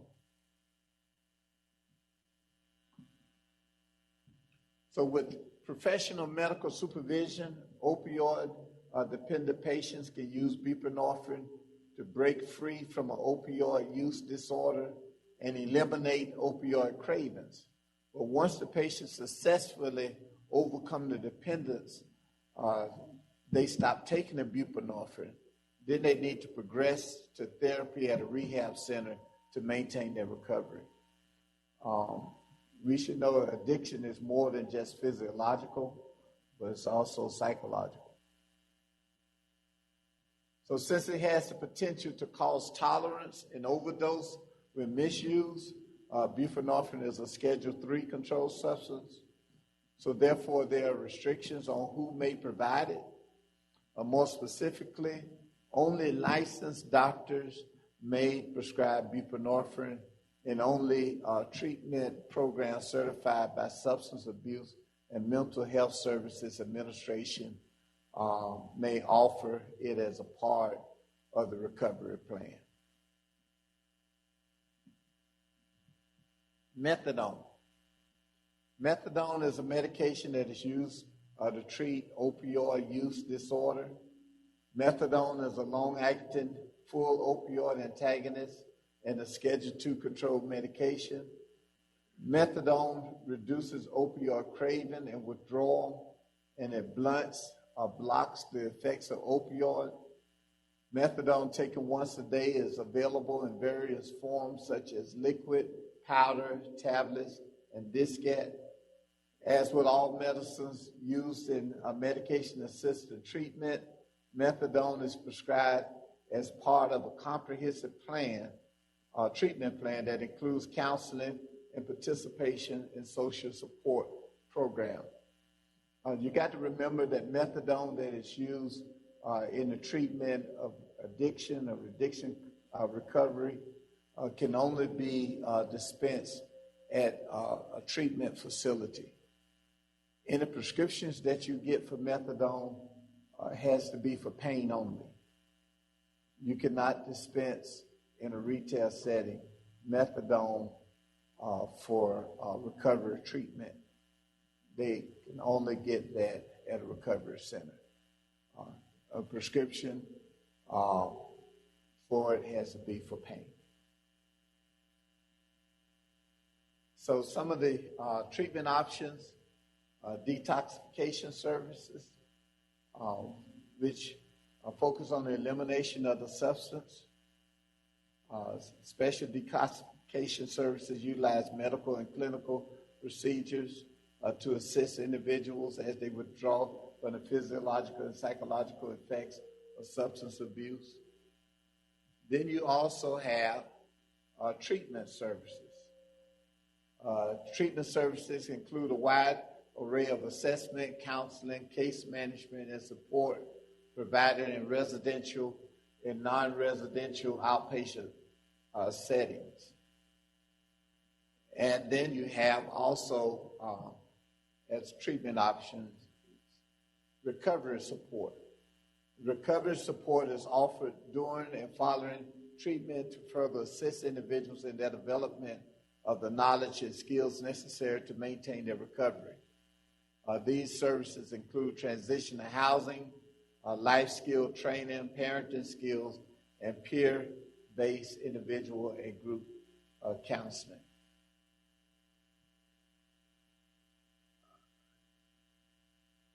So let's deal with this right quickly and we'll be through with you. So our storage and disposal of controlled substances.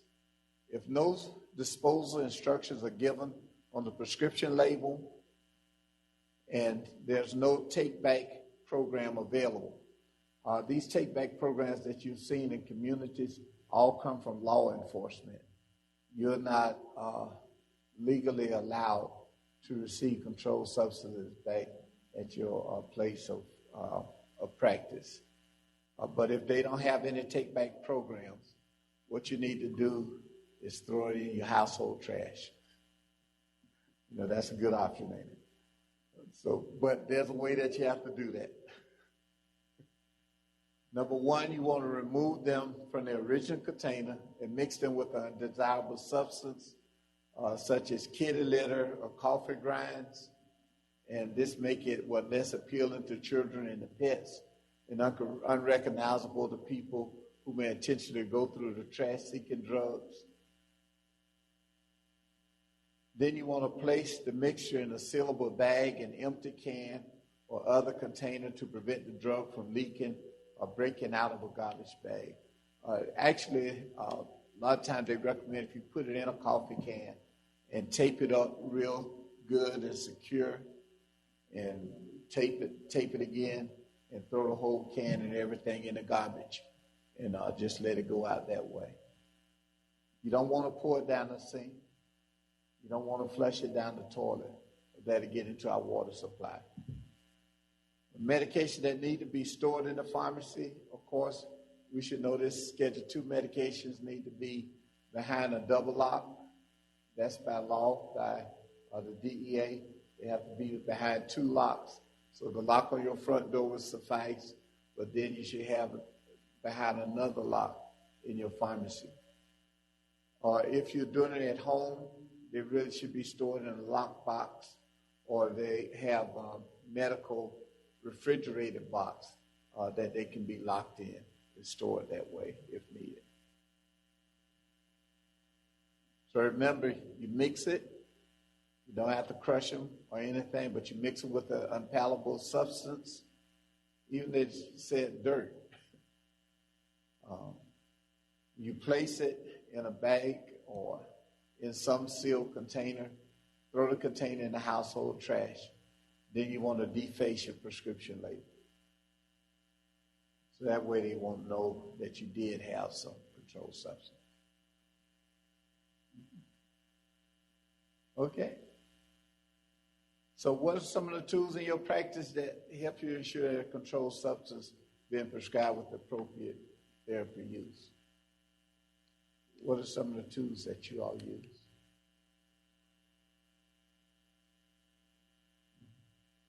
Yeah. When you want to look at the drug, you want to consider where did it come from? If you have an adult coming in with a pediatrician and written him a prescription for a pain medicine, you're going to question that.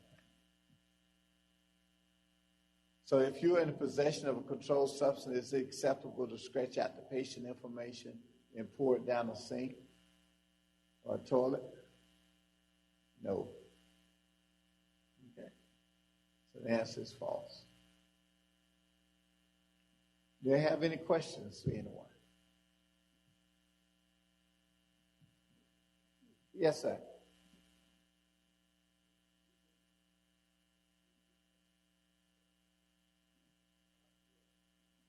Mm-hmm.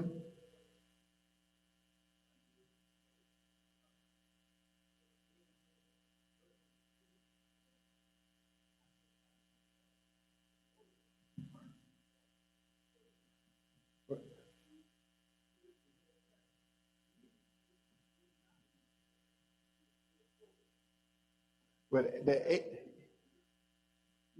AMA would say that, but Florida had a dispensing practitioner law, and it's actually still in effect, but they have increased the restrictions on who may be dispensers.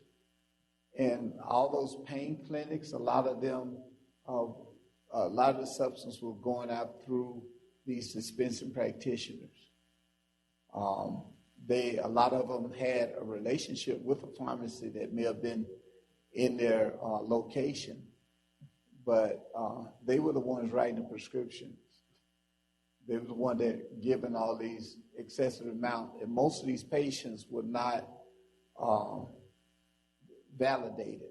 People were coming from Tennessee and some of the other places with x-rays, with lab work, and all this that's purported to show their conditions, and the doctor looked at them and say, okay, I see this, and I confirm your diagnosis, and you do have a legitimate condition, so here's some medication. But at the same time, the people that drove them down here, they gave the patient maybe a month worth of that medication and $200 or $300, and the rest of it went on the streets. So a lot of that was coming from a lot of the doctors and not necessarily the pharmacists.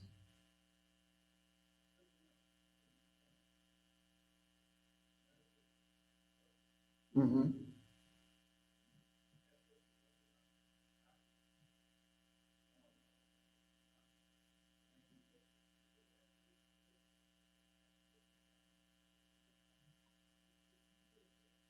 Mm-hmm.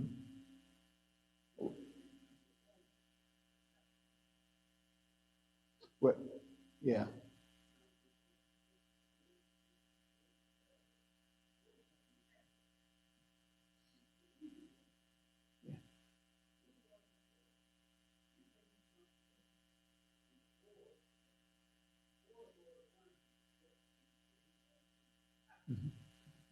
What? Mm-hmm.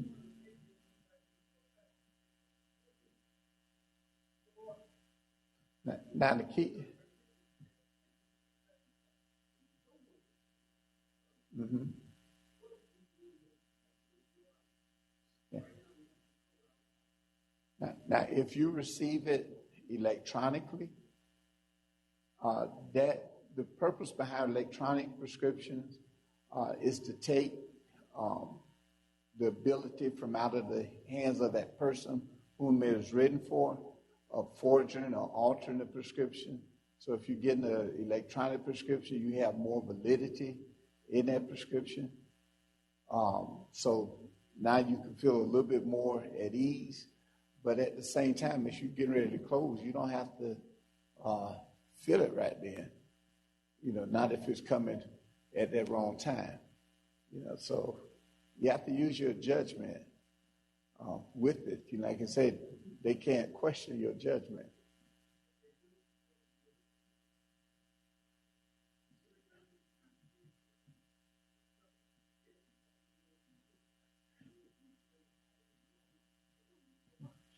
That may be the company that you're working with. Not with the Board of Pharmacy. Yeah. I can see that with the company that you're working with. They probably, log in your refusals. Mm-hmm. Yeah. Okay. Anybody else? Yes, Sam.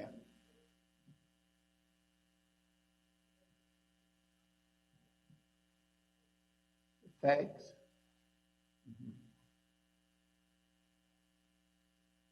Okay, now when you look at a fax prescription is not the same as the electronic prescription.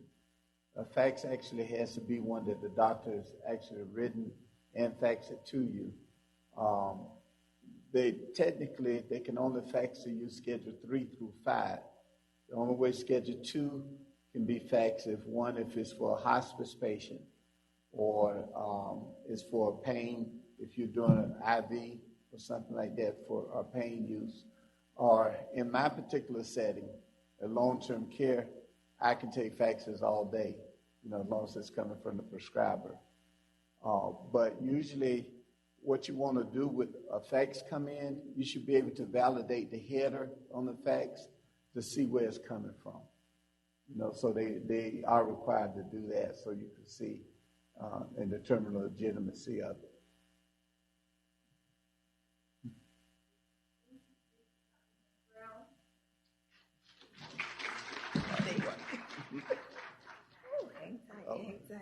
All right, so we are going to continue this program. At this time, Dr. Selena Darling-Reed is going to come up and introduce our next speaker. Dr. Reed is the Associate Dean and Associate Professor of Pharmaceutical Sciences. And right after her, you'll hear from our second presenter on this topic as we're discussing hot topics. Thank you.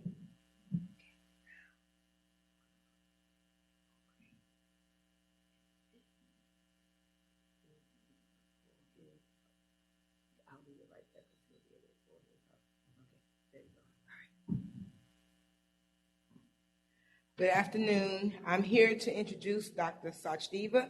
Dr. Mandip Sachdeva is a professor and section leader for pharmaceutics within the Pharmaceutical Sciences Division of the College of Pharmacy here at FAMU.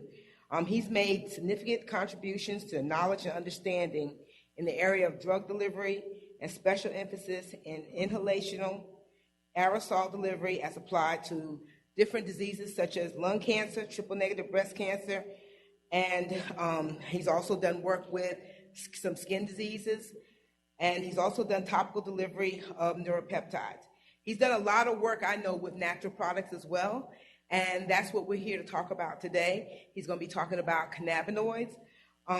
He is also a fellow of the American Association of Pharmaceutical Sciences, and he's just recently been awarded for his cannabinoid work. He's been awarded a grant proposal, and it's titled Hyaluronic acid functionalized cannabinol loaded mesenchymal stem cells derived exosomes for drug-resistant cancers. And he got this through the Consortium for Medical Marijuana, and this consortium works out of University of Florida. And from this consortium, there was only, I think, 40 grants or something like that, applications that were actually submitted. And of those 40, he was only awarded one of, how many was it, Dr. Sachi? One of 10. So this is significant work that he's doing. So today he's going to give a talk about the work that he's been doing up to this point as relates to cannabinoids and medical marijuana use. Thank you.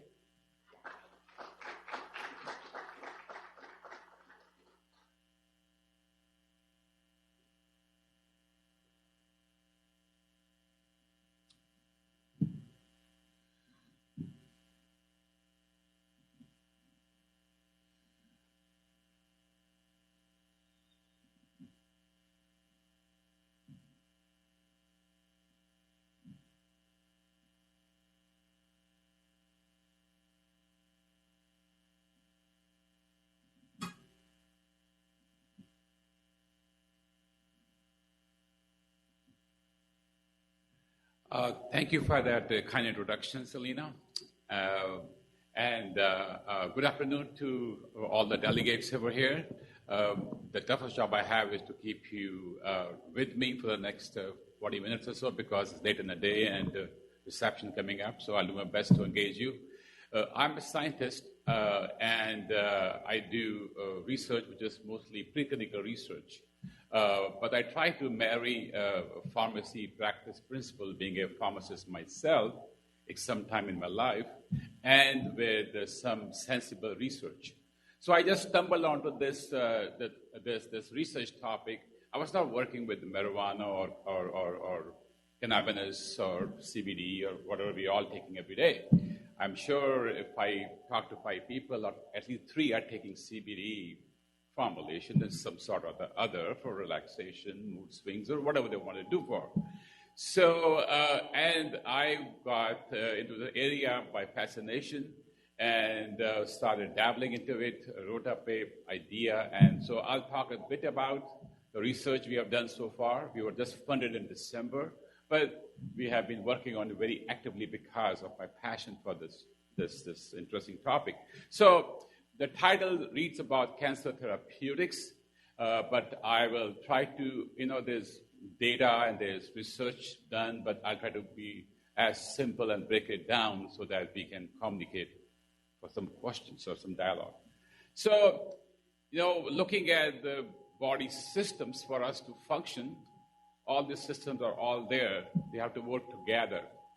But we also found out the body also has an endocannabinoid system, as shown over here.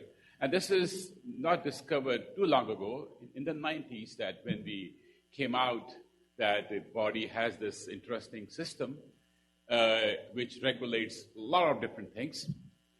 So this being important, the body has its own system of providing the endocannabinoids. Body can produce, like we're taking CBD from outside. The body has its own system to perform. Now, when we talk about the endocannabinoid system, it controls a lot of your anxiety, your sleep patterns, your immune functions. A lot of things are regulated. Basically, homeostasis, that's regulated by this ECS system. As I've shown here, your eating, appetite, your sleeping. If you sleep well, you produce more endocannabinoids. If you go for exercise, you feel good. Why? Endocannabinoids are coming up. And what are those endocannabinoids? If you see on top here, I have put this name here, anandamide. The anandamide was discovered in 1992. By Israel scientists, not too old, if you really look down to it. And then 2-AG was discovered soon after that. Now, this is a very interesting thing to know. The word anand means in the Indian language relaxation. So that's how to give due respect to the verbiage, is called anandamide. And these anandamide and 2-AG are produced in the body all the time, depending on your activities. If you don't sleep enough, you are more anxious, then these will be depressed. That's why outside help helps. So now when we talk of the endocannabinoid system, we mostly talk about CB1, CB2 receptors. That's where if we have like THC, which is the active marijuana component, it binds to CB1 receptors. That's why the addiction and everything else. But I want to also bring out to your attention that with CBD being so popular out there, which I'll talk a bit more later on, that there are other receptors involved, which are these are basically G-coupled receptors. And if you look at the other receptors which are involved are GPR18, GPR119, and TRP1. The vanillin receptors are very actively involved in the pathway how CBD works. So, and to be honest, CBD does not work through CB1, CB2. We'll talk more about that later on. But anyway, so these are it's not all about CB1, CB2, the point I am making. There are other players, other receptors in the game which are having an active role to play, and that's how we have applications of THC or CBD, especially CBD, in so many other things like pain and in regulating the immune function and autism and so on and so forth. Cannabinoids, it's not only about THC and CBD, as we are finding out. If you look at the plant, the Cannabis sativa plant, that's a commonly used species, it contains a lot of terpenoids. Terpenoids are an active component, and there are a lot of terpenes. I've given a few over here. And these terpenes have a role now also in neuropathic pain therapy. A lot of people are looking at it. And also flavonoids, another area people are looking at it. But also, on the other hand, when we are getting the THC, CBD from, the hemp or the marijuana plants, mostly hemp, you will realize that they had to be processed. These lot of the active compounds in this plant are acids. They are cannabinoid acids, and they are decarboxylated to get you the CBD and all the stuff. So those other decarboxylated cannabinoids are given over here, CBG, CBC, CBGB, and so on and so forth, which have a lot of good applications. One of the products from THC is CBN, and CBN has less properties of causing addiction than THC, and CBN is being now proposed to be used for sleep. So a lot of things happening in this industry. So there are a lot of clinical applications of the cannabis products. Given over here, Crohn's disease, epilepsy, multiple sclerosis, and so on and so forth. There has been more evidence being found for chronic pain, maybe neuropathic pain. A lot of evidence coming out from different clinical trials they have been doing. There is some evidence in autism, but all other situations or diseases I mentioned here, they are still getting more and more conclusive evidence. People swear by it, but as time goes by, we do more research, we'll know more about it. So, one more thing, the stability of these products. There is a big stability issue. I just came back from a cannabis meeting, and there was concern that a lot of time when we buy these bottles, these CBD bottles, this have like a so-called distillate or the oil bottles, and you store them and use them. Over time, the activity is going down. They have a stability issue. So that's why it's advised now to use them within 2 to 3 weeks, a bottle, or don't buy big packs because they have a stability issue. And as I mentioned over here, that oxidation is a big, big issue. Light, it's an amber colored bottle, but the air you cannot prevent from getting inside the bottle, and that's why these things happen. Or THC, can degrade to its less psychoactive component, CBN, but CBN has found some new uses now, and there's a very expensive cannabinoid. CBN is more expensive than CBD or CBG or any of the other because of its special properties people are looking at. So basically, storage is important, stability is important, and also there's a problem of absorption. Normally, the oil formulation on the market to be taken sublingually. Orally, they would not work at all, very low bioavailability of 6% or less. So, well, where's FDA with all that? Well, FDA has approved Epidiolex, which is a purified form of CBD from natural sources for seizures treatment and for patients of 2 years age and older. Now, this is from natural sources. It contains CBD. But the THC, since there's a lot of regulation dealing with that, a lot of companies have synthesized, forms of THC, and that's why Medinol and Synderos have been approved for anorexia. And the active compound is Dronabinol, which is a synthetic delta-9 tetrahydrocannabinol or tetrahydro THC. So also FDA has approved Sesamet, which contains the active ingredient Nebulon, and all these are synthetic. They are not natural. So the direction the industry is going is to have a GMP-approved synthetic CBD. And already there's a company which are making synthetic CBD, CBG, CBN for use for pharmaceutical companies. So the world is moving very rapidly in this business. So this is just a picture to show how it looks like, the formulation. Well, OTC products, there's a huge market for it. It's a huge industry. And if you look up on any Google, there's a meeting every second week on some CBD company, something going on. And it's very actively attended. Like I just came back from a meeting and it was so activity. People are so excited.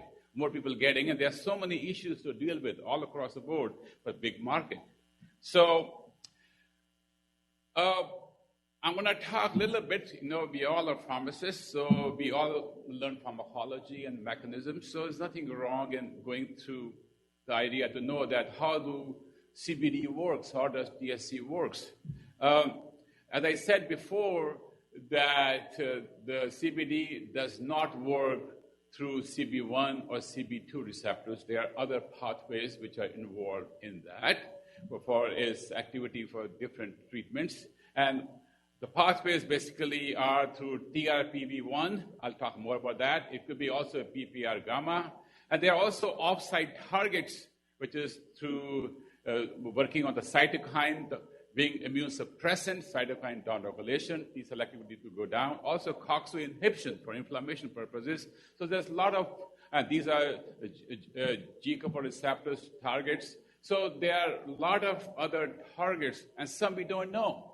We are still finding out maybe new pathways over time, and I'll talk a bit about that. So basically, the cannabinoid, the CBD we are talking about, does not work through CB1, CB2 pathway, but it works through by inducing ER stress, and which I'll talk about. Just give me one more minute, and work through the AKT-mTOR pathway and cause autophagy, apoptosis, and possibly cancer cell death. This we are talking about cancer now. I'm going to talk a bit about cancer because that's what I'm doing right now. So essentially, the transient receptor potential valenoid type 1 receptor, TRPV1, is known to be a very active target for CBD.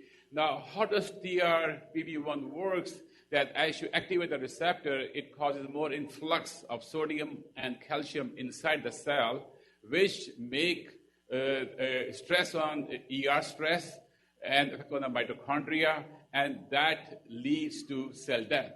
So an example of this has been shown in the literature lately, that TRP overexpression by CBD increases the doxorubicin intake and apoptosis in the TNBC cells. That means that you can induce ER stress in the cells by giving CBD.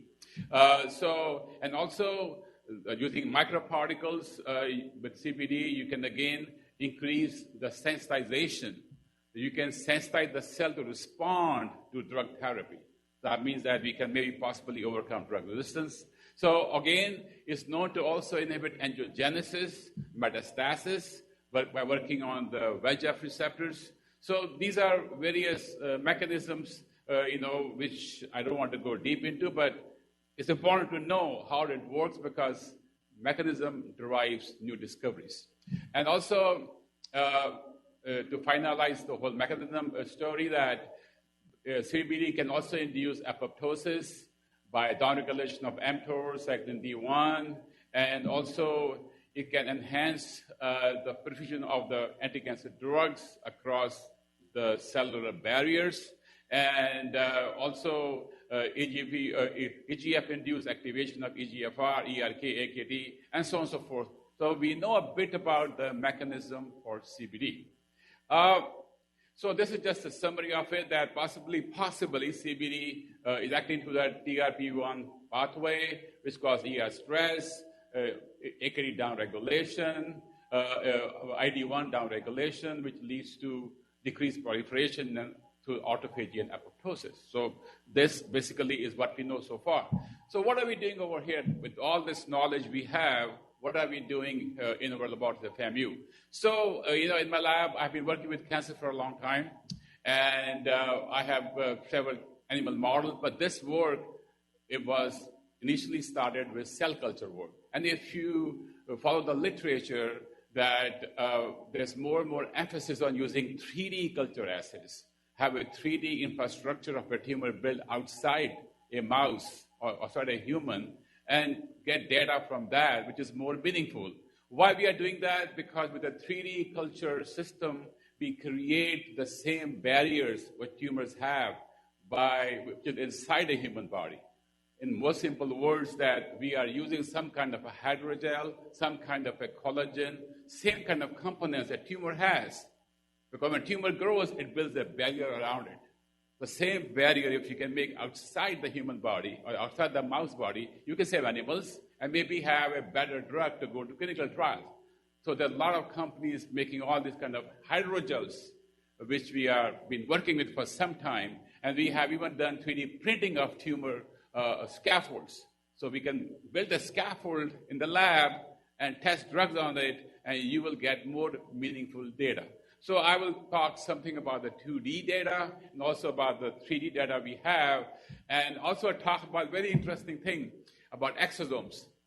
How many of you have heard of a new kit coming on the market just a year ago, in which is for men who are borderline for prostate cancer, and they don't want to go for biopsy, but they want a simple test. So you take a urine sample, mix that with that kit, and you get to know what your PSA level is. Have you heard about that kit, which just came out recently, ExoDX? And that kit has based on exosomes. That's case, and we are working with exosomes at Florida A&M. So, and I'll talk more about it later on. So, just to give you some baseline data, that whenever we are working with CBD, we want to see how it compares to the drugs already being used in chemotherapy. So for, say, breast cancer, or there's no drug really for triple-negative breast cancer because it has no targets, but we are trying different maybe combination of drugs or maybe monoclonal antibodies for that purpose. So here, I'm showing you some data where we to show that if you use docetaxel or doxorubicin with the code I have given on the bracket, DTX, DOX, that if I use 2D cultures, do the routine crystal wallet studies or whatever those assays are, that IC50 is about 456 nanomolar and 2.6 micromolar. Now, this makes you believe that, at this concentration, you will have effect on the cells. However, if you do a 3D assay, a 3D culture assay, these numbers will go up because now we have barriers and everything. So those kind of assays I will talk about in the next few minutes, but I'm building up a story with the 2D assay, what the data looks like, and then go from there. And then here, again, if I use it, now the biggest problem is when you are giving therapy for cancer, any cancer cells get smarter. They will show resistance to your drug therapy. And when they show resistance, the same drug is no longer effective. In our lab, I have developed several cell lines of breast cancer and lung cancer also, which are resistant to drug therapy. In this case, I have shown data for doxorubicin-resistant cell lines. The aim is this, that if you can overcome resistance by some mechanism, by some means, you have done something good for the humankind, for the human cancer patients. So that's what I'm showing here. For example, if I take a docetaxel or doxorubicin-resistant breast cell lines, the IC50, the amount required to kill 50% of the cell, goes much higher, which to be expected because now the cell lines are resistant, just to show that how tumor progresses. And here it is that now let's jump over to CBD. I'll try to show data with CBD powder. You can get a CBD isolate, which is a powder, or you can get a CBD distillate, which is the oil which you see on the market. So I would not divulge the name of the supplier, but we have done a lot of work in this area. So my aim is to show the science here. The next few slides, my aim is to build on the rationale that if you take CBD, find out how much dose is required to kill 50% of the cells, use a very low amount of CBD, it can probably sensitize the cells to respond to the same doxorubicin, the same docetaxel to which cells were not responding before. That's the hypothesis. That can we do that in a 3D culture? Can we show that? That again, this is important to know. I'll go to a few slides, but I'll go to the end point very fast.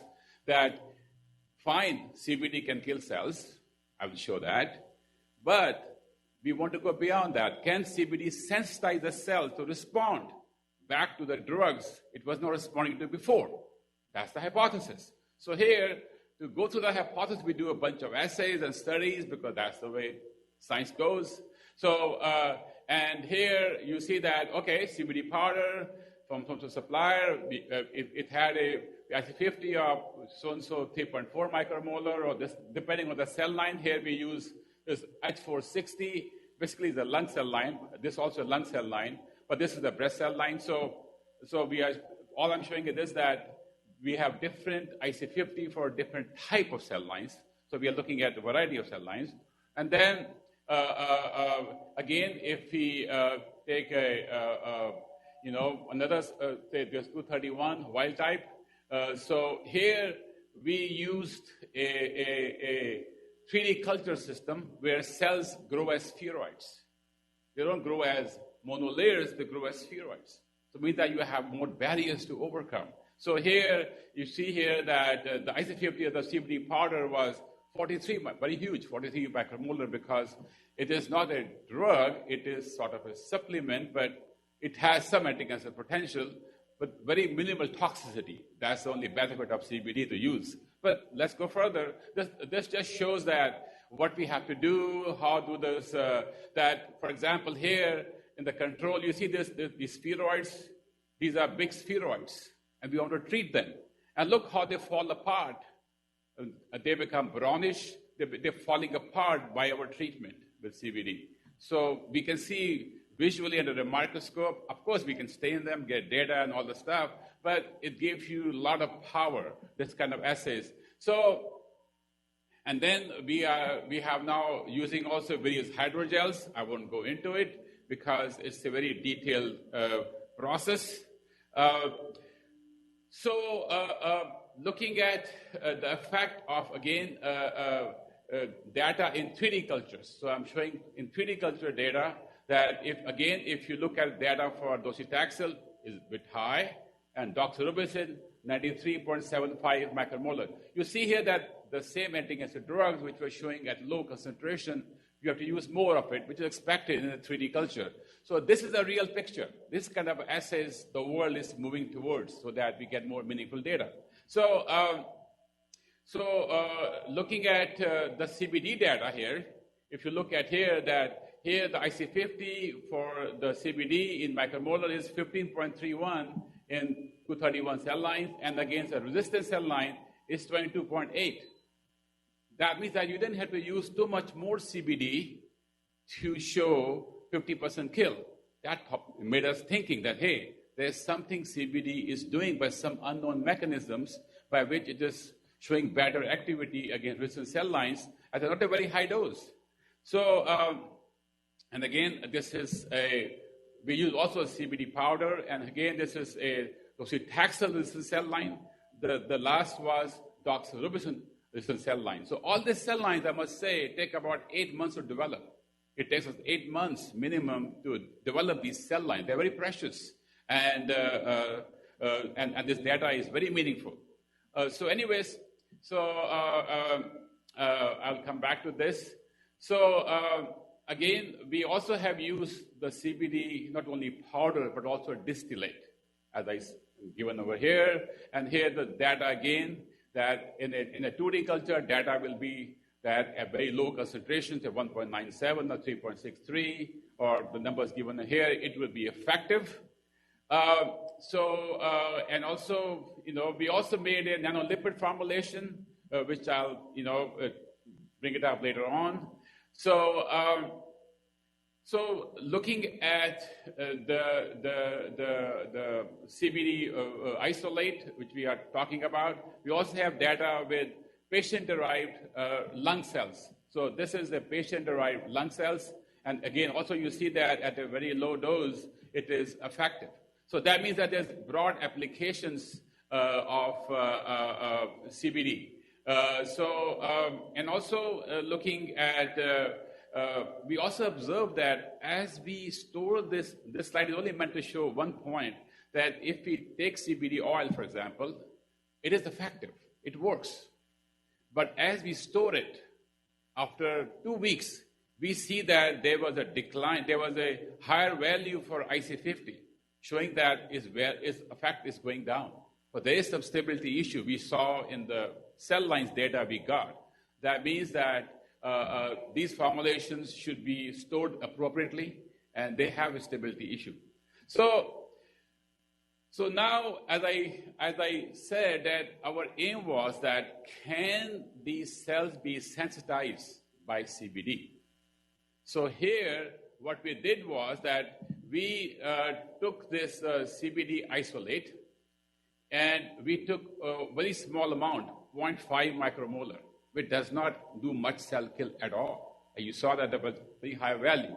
Aim is to sensitize cell, start the so-called stress pathways. And then after sensitizing the cell, give it back the same drug to which this drug was not responding before. In this case, we use MDAMB468 cells. These are breast cancer cells, triple negative breast cancer cells. If you see here, if you look at alone docetaxel IC50 of 304 nanomolar. But the moment you add very small amount of CBD isolate, which is a powder formulation, and add to it docetaxel, it drops to 71 nanomolar. That means that you can use them as sensitizers to sensitize tumor cells to respond now to the same drug they were not responding to before. So, and also this we showed with another drug, doxorubicin, commonly used in breast cancer. Again, you see here that the amount was 763 nanomolar for alone doxorubicin, and taking 0.5 micromole, it dropped to 355 nanomolar. That means that you could use CBD as a cell sensitizer. Now, I was indicating before that the world is moving towards synthetic CBD, which is more controlled for its manufacture and production and more consistent in quality control. So, and we have access to the synthetic CBD. And if you see here, if you take that CBD, which is synthetic, it has the IC50 of 5.96 micromolar, and other CBG or CBN, they are not as potent as CBD is. So CBD is the most potent anti-cancer agent Apart from TSC, we cannot use right now in lab because of a lot of regulations, so I only stick to CBD at this point. But people are using TSC-CBD combination, but CBD itself can be improvised also by different formulation approaches. So, and this is the data with resistant cell lines. So, what are the problems? How can a pharmacy person who knows formulation work help? Well, there's a big problem for oral bioavailability. That's the biggest problem. 6% or less bioavailability. So that means that there will be a lot of patient variability for absorption. That's why some people say, I need more CBD oil for response. Some need less, some need more. Because there's a lot of issue with bioavailability. Can we solve it? So there have been a lot of technologies being, if you Google the various companies working on it, a lot of companies are getting into it every day as you go out to meetings. So they think there's a lot of potential, a lot of untouched territory over here. So some of them are nanolipospheres to improve the oral bioavailability. There's in the phase 1 clinical trial. Israel has been a big, center point for activity in CBD for the longest time. Another one is Elixicure, is a cream to develop to reduce inflammation, swelling, and pain with FDA certification. And another CBD product is called MyCell Inside technology, which is absorbed very rapidly. And a lot of companies are working on using micelles, rapid absorption micelles of CBD, and so many other ways. Oral spray or whatever D complex with CBD. The oral spray, buccal spray, is going to be a more popular as we go along, as we improve. Maybe a mucosal patch. So those are the things which probably you will see more in the future. But however, a oral spray called Sativex, a combo of THC and CBD, is approved in several countries to treat pain as concerns MS. Now, pain is a big application. Neuropathic pain is a big application also, apart from MS-based pain. And, and we will see a lot more filings in the future, and maybe some from FAMU also. So, nanoemulsions, that's one big area people are working on. And nanoemulsion can file in the category of micelles, liposomes, nanoemulsion droplets, or the solid lipid nanoparticles. So I won't go into each of these science, but we are focusing on nanoemulsion droplets in our lab. We have made a formulation in the lab also, which has been shown to have a good activity. And I would not go in that topic much. Instead, I'll talk about exosomes.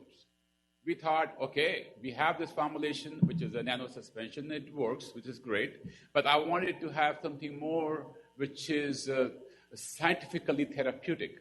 And now, when cells are dividing inside your body, or they are always differentiating inside your body, they have to communicate to each other.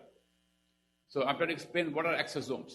So they are basically called extracellular vesicles of size between 30 and 100 nanometer in that bracket. And they have a role to play in cellular communication, because when cells are dividing, they are communicating with each other. They have to exchange RNA, messenger RNA, microRNA. So there has to be means to communicate. And that's how exosomes are meant for that. And they arise from late endosome from the cell, and then they are secreted out to do the job. Now, think of this. When we have a tumor growing in the body, they communicate by exosomes. We know it, because that's how they exchange the information. So when bad things are happening, they are exosomes. When cells are growing normally, good things are happening, we have exosomes.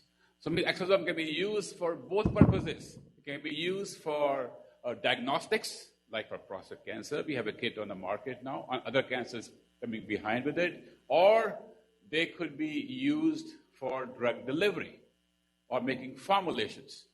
There are some exosome creams in Europe which are being sold for, good skin growth and other applications or healing properties or wound healing. So how do you get exosomes? You can get them from stem cells. Stem cells research is the future of the next generation of drugs. You will see when people are doing stem cell therapy, it's very common now. If you talk to people, they tried this, didn't work, they are trying now stem cell therapy. When people are getting stem cell injected into them for some regeneration